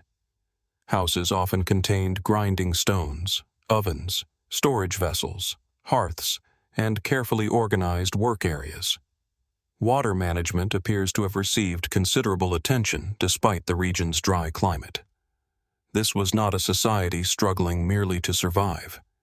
It was a civilization capable of producing surplus resources, specialized craftsmanship, and impressive architectural achievements. Yet its prosperity depended upon careful organization. Who coordinated agricultural production across multiple settlements? How were mining operations supervised? Who distributed finished metal objects throughout the region? These practical questions continue to shape modern research. One particularly fascinating mystery concerns communication. The various El Argar settlements share striking similarities in architecture, pottery styles, burial customs, and metallurgy, despite being separated by considerable distances. Such consistency suggests regular contact and shared cultural traditions. But how was this unity maintained? Messengers traveling across mountain valleys? Seasonal gatherings between communities? Marriage alliances linking influential families? Or some administrative network that archaeology has yet to uncover? Without surviving written records, every possibility remains open. Religion remains even more elusive. Unlike Egypt or Mesopotamia, El Argar left behind no monumental temples, carved inscriptions, or extensive religious iconography. Sacred beliefs must instead be reconstructed from subtle patterns hidden within burials, architecture, and ceremonial objects. Certain artifacts appear deliberately deposited beneath buildings rather than accidentally discarded. Some burials contain symbolic arrangements of personal possessions whose meanings remain uncertain. Animal bones found in specific contexts hint at ritual feasting or ceremonial offerings. Yet no single interpretation has gained universal acceptance. Perhaps the greatest mystery is how much remains invisible. Unlike towering pyramids or monumental palaces, Much of El Argar survives beneath layers of soil covering seemingly ordinary hillsides. Entire settlements remain only partially excavated.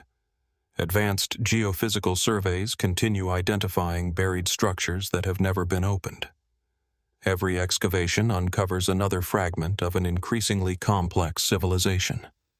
And with every answer comes another question, suggesting that the true story of El Argar may still lie hidden beneath the earth, waiting patiently beneath centuries of silence. The deeper we travel into the archaeological record, the more we begin to realize that some mysteries do not announce themselves with towering monuments or glittering treasures.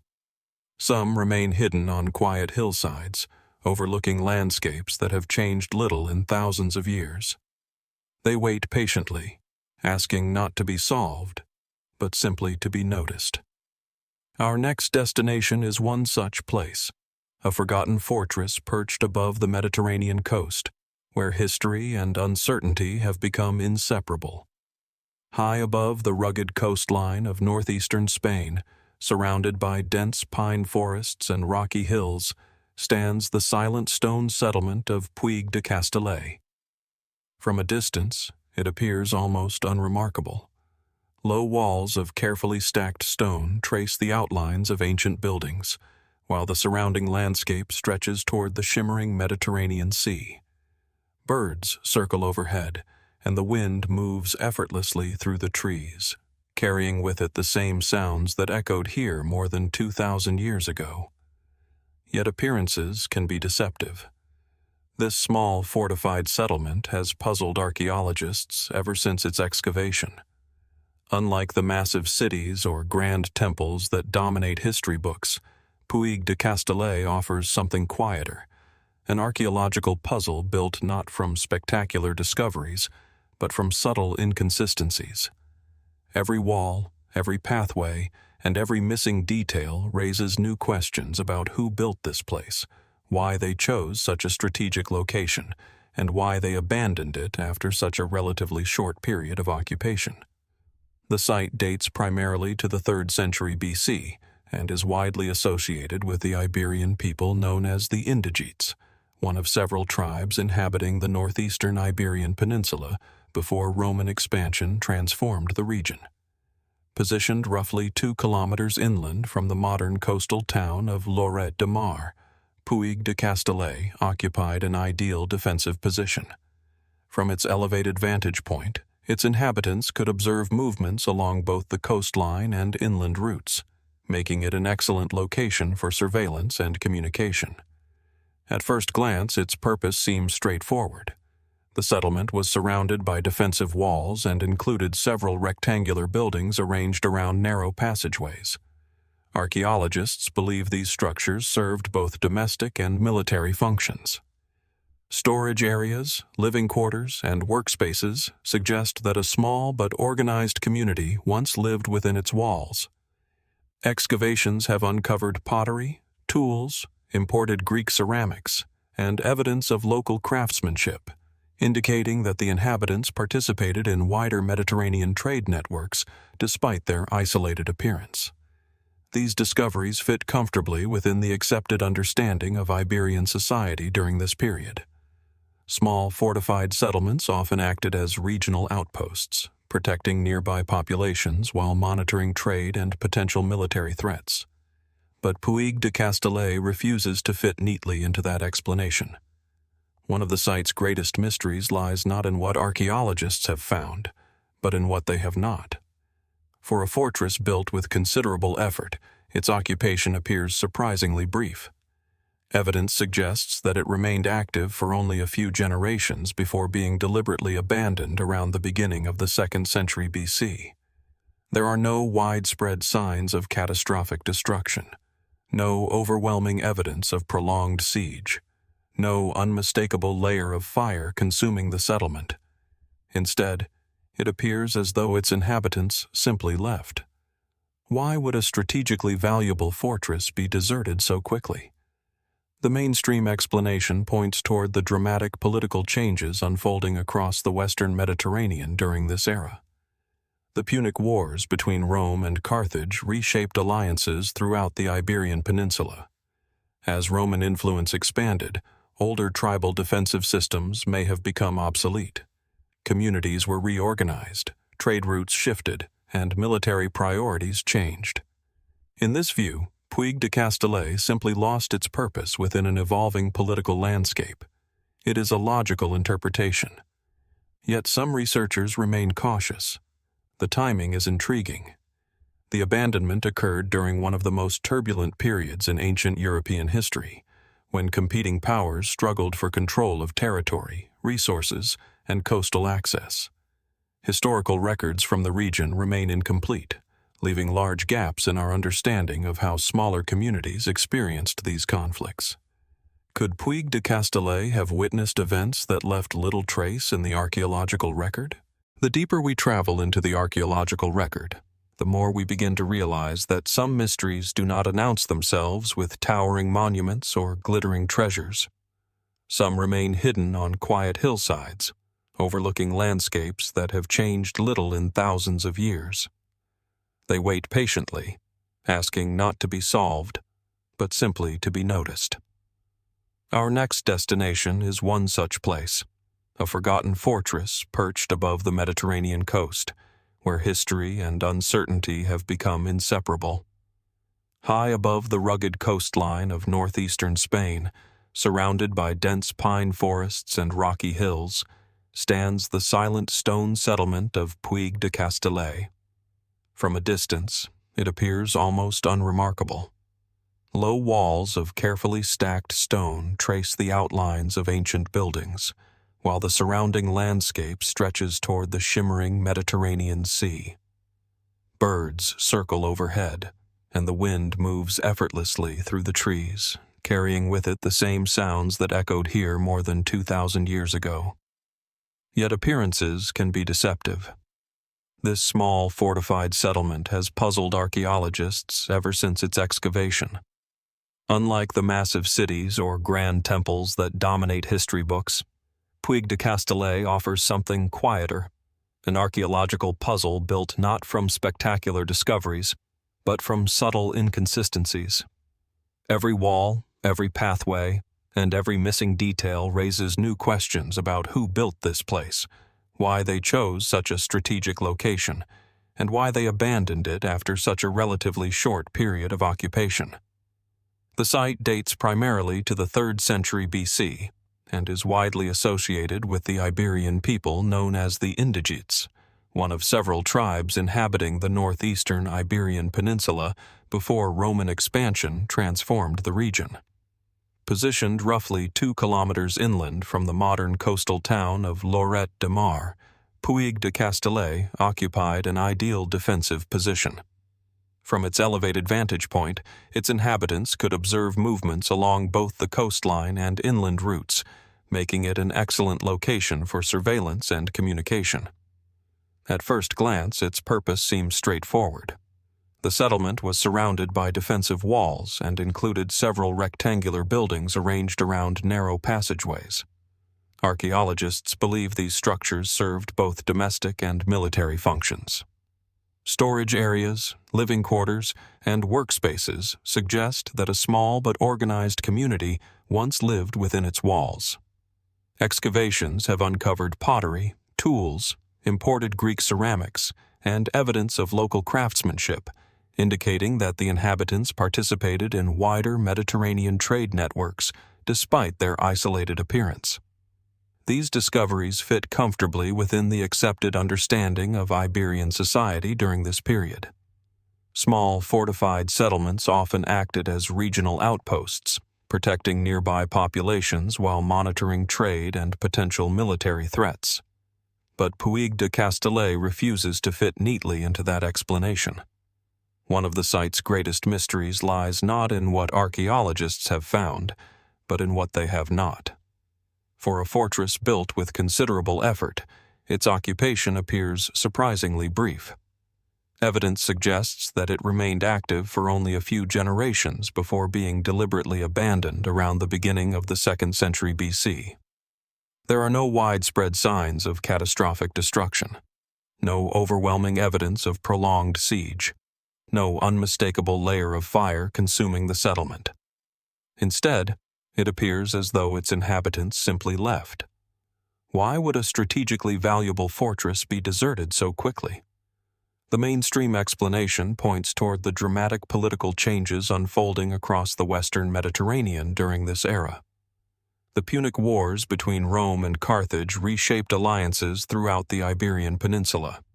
As Roman influence expanded, older tribal defensive systems may have become obsolete. Communities were reorganized, trade routes shifted, and military priorities changed. In this view, Puig de Castellet simply lost its purpose within an evolving political landscape. It is a logical interpretation. Yet some researchers remain cautious. The timing is intriguing. The abandonment occurred during one of the most turbulent periods in ancient European history, when competing powers struggled for control of territory, resources, and coastal access. Historical records from the region remain incomplete, leaving large gaps in our understanding of how smaller communities experienced these conflicts. Could Puig de Castellet have witnessed events that left little trace in the archaeological record? History often remembers empires. Smaller settlements are easier to forget. As our exploration moves beyond the solitary watchtower of Puig de Castellet, another Iberian stronghold emerges from the rugged landscape of northeastern Spain. While the previous settlement guarded the coastline from a secluded hill, the site ahead commands an entirely different frontier. Standing above a dramatic bend in the Ebro River, Castellet de Banyoles overlooks fertile valleys, ancient trade routes, and steep cliffs that have shaped human movement for thousands of years. Its ruined walls appear quiet today, but beneath the scattered stones lies one of the most sophisticated and mysterious Iberian settlements ever discovered.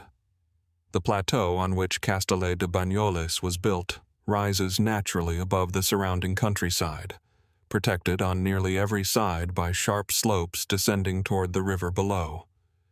The setting is both beautiful and formidable.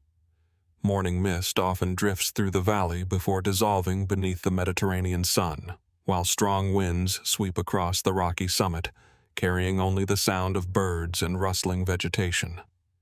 From this elevated position, nearly every approach can be seen long before a visitor reaches the entrance, making it an ideal location for both defense and surveillance. Archaeological evidence indicates that the settlement flourished primarily between the 4th and 3rd centuries BC. It belonged to the Iberian culture known as the Ilercavones, one of several sophisticated societies that occupied the eastern Iberian Peninsula before Roman expansion transformed the region. Unlike many smaller hilltop communities, Castellet de Banyoles appears to have functioned as a major political and economic center. Excavations have revealed carefully planned streets, residential buildings, workshops, storage facilities, and an impressive system of fortifications that demonstrate a remarkable degree of urban organization. Perhaps its most striking architectural feature was the monumental entrance. Archaeologists uncovered evidence for a massive gateway protected by 2 large defensive towers, an unusually advanced design for Iberian settlements of the period. Visitors approaching the city would have passed through a carefully controlled entrance that emphasized both security and authority. The construction required considerable engineering skill, suggesting that the community possessed not only experienced builders, but also the resources necessary to organize large-scale public works. Yet even this impressive gateway raises difficult questions. Who exactly was expected to attack such a heavily fortified settlement? During the centuries in which Castellet de Banyoles prospered, the Western Mediterranean was experiencing profound political instability. Trade expanded rapidly, but so did military competition.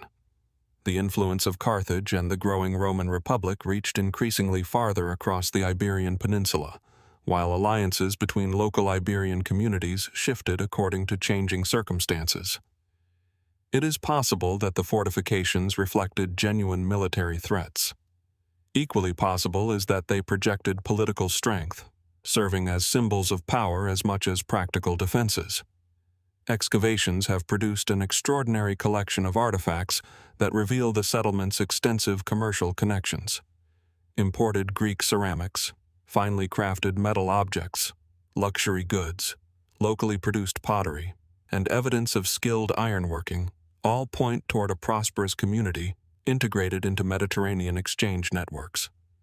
Far from existing in isolation, Castellet de Banyoles occupied an important position within a wider world of merchants, craftsmen, and travelers whose influence stretched across sea and land alike. Yet among these discoveries, a handful of finds continue to puzzle archaeologists more than any others. One in particular would transform the site into one of the most intriguing archaeological mysteries in the Iberian Peninsula. From the fortified heights of Castellet de Banyoles, where monumental gateways and hidden treasures hinted at a complex Iberian world, our journey now crosses the Mediterranean to the island of Majorca. Here, surrounded by rolling plains and scattered olive groves, another ancient settlement has stood against the passage of time with remarkable resilience. Unlike cities reduced to scattered foundations, Capocorb Vell still preserves towering stone structures that rise from the landscape like silent sentinels. Their purpose is partly understood, yet the civilization that built them continues to leave archaeologists with questions that grow deeper with every excavation. At sunrise, the first light casts long shadows across massive limestone blocks stacked with astonishing precision. The settlement rests on gently elevated ground overlooking open countryside that stretches toward the distant coastline. Dry grasses sway between weathered walls, while ancient pathways weave quietly through clusters of circular and rectangular buildings. The silence is striking. There are no monumental temples or towering palaces here, only carefully constructed stone towers that have endured for more than 3,000 years. Capocorb Vell is one of the best preserved examples of the Talaiotic culture, a Bronze and Iron Age society that flourished across Majorca and neighboring islands between roughly 1000 BC and the arrival of Roman influence. The settlement takes its name from the enormous talaiots, monumental stone towers whose distinctive appearance defines this remarkable culture. Built without mortar, using massive limestone blocks fitted together through skill and careful planning, these structures remain standing despite centuries of earthquakes, storms, and changing climates. Their impressive survival immediately raises an important question. Why were these towers built? The traditional explanation views the talaiots as defensive watchtowers. Their elevated platforms would have allowed inhabitants to monitor movement across the surrounding plains and communicate with nearby settlements. Given Majorca's strategic position in the western Mediterranean, vigilance may have been essential during periods of competition between coastal communities. Yet this interpretation explains only part of the story. Many talaiots occupy positions that offer limited military advantage, while others appear too closely integrated with residential areas to function solely as fortifications. Some archaeologists suggest they also served as centers of political authority, where influential leaders gathered to organize communal activities and oversee the surrounding territory. Others believe the towers carried symbolic importance, representing the identity and prestige of the communities that built them. The true answer may involve several purposes rather than a single one. Excavations throughout Capocorb Vell have revealed an organized settlement extending beyond the towers themselves. Stone houses, courtyards, storage spaces, workshops, and animal enclosures suggest a thriving agricultural community supported by livestock, cultivation, and local craftsmanship. Grinding stones, pottery fragments, bronze objects, and everyday tools paint a picture of ordinary life unfolding beneath the shadow of these imposing monuments. Even so, much about the Talaiotic people remains uncertain. Unlike many ancient Mediterranean civilizations, they left behind no written language capable of explaining their beliefs, political structure, or social customs. Every conclusion must therefore emerge from architecture, artifacts, and careful interpretation. Each newly uncovered wall answers one question while quietly introducing another, inviting archaeologists to reconsider what they thought they understood about this enduring island culture. From the enduring stone towers of Capocorb Vell, where the Taliatic people left behind silent monuments whose purpose still sparks debate, our journey continues across another Mediterranean island. This time we arrive on the rugged northern coast of Sardinia, where one of the most remarkable prehistoric settlements in Europe stands quietly beneath ancient olive trees. Known as Palmavera, the site appears at first to be a collection of weathered stone circles and broken walls. But beneath its tranquil appearance lies the story of a civilization whose engineering, social organization, and unexplained traditions continue to challenge archaeologists today. The landscape surrounding Palmavera feels timeless. Low hills roll gently toward the sea, covered with Mediterranean shrubs, wild grasses, and twisted juniper trees shaped by centuries of coastal winds. The scent of rosemary and myrtle drifts through the air, while sunlight reflects from pale limestone scattered across the ground. In the distance, the blue waters of the Gulf of Alghero shimmer beneath an open sky, creating a peaceful setting that contrasts sharply with the immense effort required to construct what still stands here. At the heart of the settlement rises a massive stone tower, known as a nurag. Built from enormous blocks carefully placed without mortar, its thick walls have endured for more than 3,000 years. Surrounding this central structure are additional towers, defensive walls, open courtyards, meeting spaces, and the remains of dozens of circular stone huts. Together they form one of the finest surviving examples of the nuragic civilization, a culture unique to Sardinia that flourished between roughly 1800 BC and 900 BC. Palmavera was far more than an isolated village. Excavations suggest that it functioned as an important political and social center, supporting a substantial population while maintaining connections with other nuragic settlements spread across the island. Archaeologists have uncovered evidence of metalworking, agriculture, animal husbandry, weaving, and long-distance trade.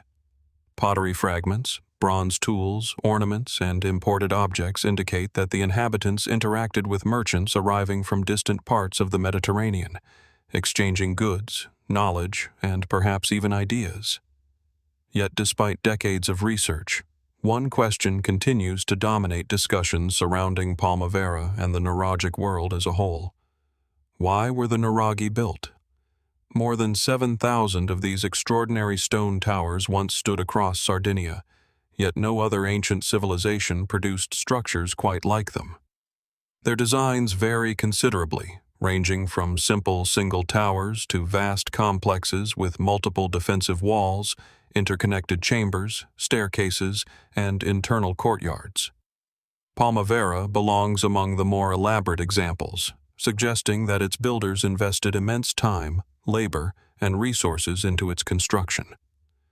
The traditional interpretation identifies the nuragi as defensive fortresses. Their elevated entrances, commanding views, and massive walls would certainly have provided protection during periods of conflict. But many researchers believe this explanation is incomplete. Several towers occupy locations offering limited military advantage, while others appear designed to accommodate gatherings rather than prolonged sieges. Perhaps they served several purposes simultaneously. Could they have functioned as the residences of influential leaders? Were they centers of administration where communities gathered to make decisions, celebrate seasonal ceremonies, or organize trade? Or did they possess symbolic meanings that modern archaeology has yet to fully understand? With no surviving written records from the nuragic people themselves, every answer remains provisional, leaving Palmavera suspended between established history and enduring mystery. As we leave behind the silent walls of forgotten Mediterranean fortresses, another ancient structure emerges from an entirely different landscape, one shaped not by sun-drenched hills, but by relentless winds, crashing waves, and the ever-changing skies of the far north. Here, on a remote island where the sea has dictated the rhythm of life for thousands of years, stands a monument whose purpose remains as imposing as its stone walls. It is known as Midhowe Broch, one of the finest surviving examples of an Iron Age tower in Scotland, and despite decades of archaeological investigation, it continues to guard many of its oldest secrets. The island of Rousay, often called the Egypt of the North because of its remarkable concentration of archaeological sites, lies within the Orkney archipelago. Across its rolling hills and rugged coastline are traces of human occupation stretching back more than 5,000 years.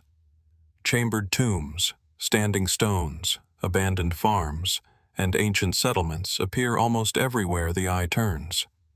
Yet among these countless relics, Midhowe Broch possesses a presence unlike any other. Perched near the shoreline, overlooking the waters of Ainhallow Sound, the Broch commands its surroundings with quiet authority. Even in its ruined state, the thick circular walls rise several meters high, hinting at a structure that once towered above the surrounding landscape. The stones, fitted together without mortar, have resisted centuries of Atlantic storms. Each block appears carefully selected and precisely placed, demonstrating an extraordinary level of engineering skill from builders working nearly 2,000 years ago. The first impression is one of strength. Unlike ordinary dwellings, brochs were monumental constructions unique to Iron Age Scotland. Built primarily between the 1st century BC and the 1st century AD, these circular stone towers featured hollow double walls connected by internal staircases and galleries. Their architecture remains unlike anything else found in Europe. Some originally stood over 40 feet tall, making them among the most impressive prehistoric buildings in northern Britain. Midhowe Broch is one of the largest and best preserved examples ever discovered. Its central courtyard is surrounded by massive walls measuring nearly 15 feet thick. Within those walls, narrow stairways once spiraled upward to higher levels now lost to time. Around the interior, archaeologists uncovered small chambers and storage spaces built directly into the wall itself. Every element suggests careful planning rather than gradual expansion. But what exactly was this extraordinary structure built to accomplish? For generations, the simplest explanation has been that brochs functioned as defensive strongholds. Their thick walls certainly support that interpretation. Elevated entrances, limited access points, and commanding views over the surrounding coastline would have provided significant protection during periods of conflict. Communities living in Iron Age Orkney likely faced competition over farmland, livestock, and resources. A heavily fortified tower could have served as both refuge and symbol of security. Yet not everyone is convinced. Excavations at Midhowe revealed evidence of daily domestic life alongside defensive architecture. Animal bones, pottery fragments, tools, and hearths indicate that families lived within the structure, rather than simply retreating there during emergencies. It appears to have been a home as much as a fortress. Could a single building have fulfilled both roles simultaneously? Many archaeologists believe so. Others suggest that the tower's imposing appearance may have communicated something even more important than military strength. Status, power, authority. Constructing a broch required enormous quantities of stone, skilled labor, and careful organization. Such an undertaking could hardly have been accomplished by a small household acting alone. Some researchers believe brochs represented the residences of powerful local leaders whose influence extended across surrounding communities. Their towers would have projected prestige as much as protection. The architecture itself raises additional questions. The sophisticated engineering displayed at Midhowe continues to impress modern researchers. The builders created stable double walls without mortar, incorporating hidden passages, staircases, and upper galleries whose exact configuration can only be partially reconstructed today. Despite centuries of weathering, much of the structure remains remarkably intact. How did Iron Age builders develop such advanced construction techniques? There are no surviving written records describing their methods. As Atlantic winds continue to sweep across Rousay, the Broch still watches the waters below just as it did 2,000 years ago. Its walls have outlived kingdoms, languages, and generations of people who tried to understand them. But whether Midhowe was first and foremost a fortress, a palace, a symbol of authority, or something whose true purpose has yet to be recognized remains an open question, one that continues to stand, silent and unshaken, within its ancient circle of stone. And perhaps that is what makes places like Midhowe Broch so unforgettable. Long after their builders have vanished and their languages have faded into silence, the structures themselves continue to ask questions that no excavation has yet been able to answer. But while some mysteries stand proudly above the landscape, daring us to interpret their purpose, others lie concealed beneath layers of earth, waiting for an unexpected discovery to reveal that history may be far stranger than anyone imagined. For much of modern archaeology, ancient burial sites have served as windows into forgotten civilizations. They preserve not only bones and artifacts, but also beliefs about life, death, and the unknown. Occasionally, however, a tomb emerges that challenges even the most experienced researchers, not because of extraordinary wealth or elaborate decoration, but because the people buried within seem to contradict everything we thought we understood about their own time. In many ancient societies, burial customs followed recognizable patterns. Graves reflected social status, family traditions, religious beliefs, and cultural identity. Archaeologists have become remarkably skilled at reading these silent clues, reconstructing entire communities from carefully arranged skeletons and the objects placed beside them. Yet every so often, a discovery appears that refuses to fit those familiar patterns. One such mystery centers on a collection of burials unlike any found before in its region. The site itself appears ordinary enough. At first glance, there is little to distinguish it from countless other archaeological excavations scattered across Europe. Layers of soil accumulated over centuries conceal what once seemed to be an unremarkable cemetery. But as excavations progressed, archaeologists began uncovering graves whose contents suggested that the people interred there had lived lives unlike those of their neighbors. Some individuals were buried with unusual combinations of objects that seemed to draw influence from multiple cultures.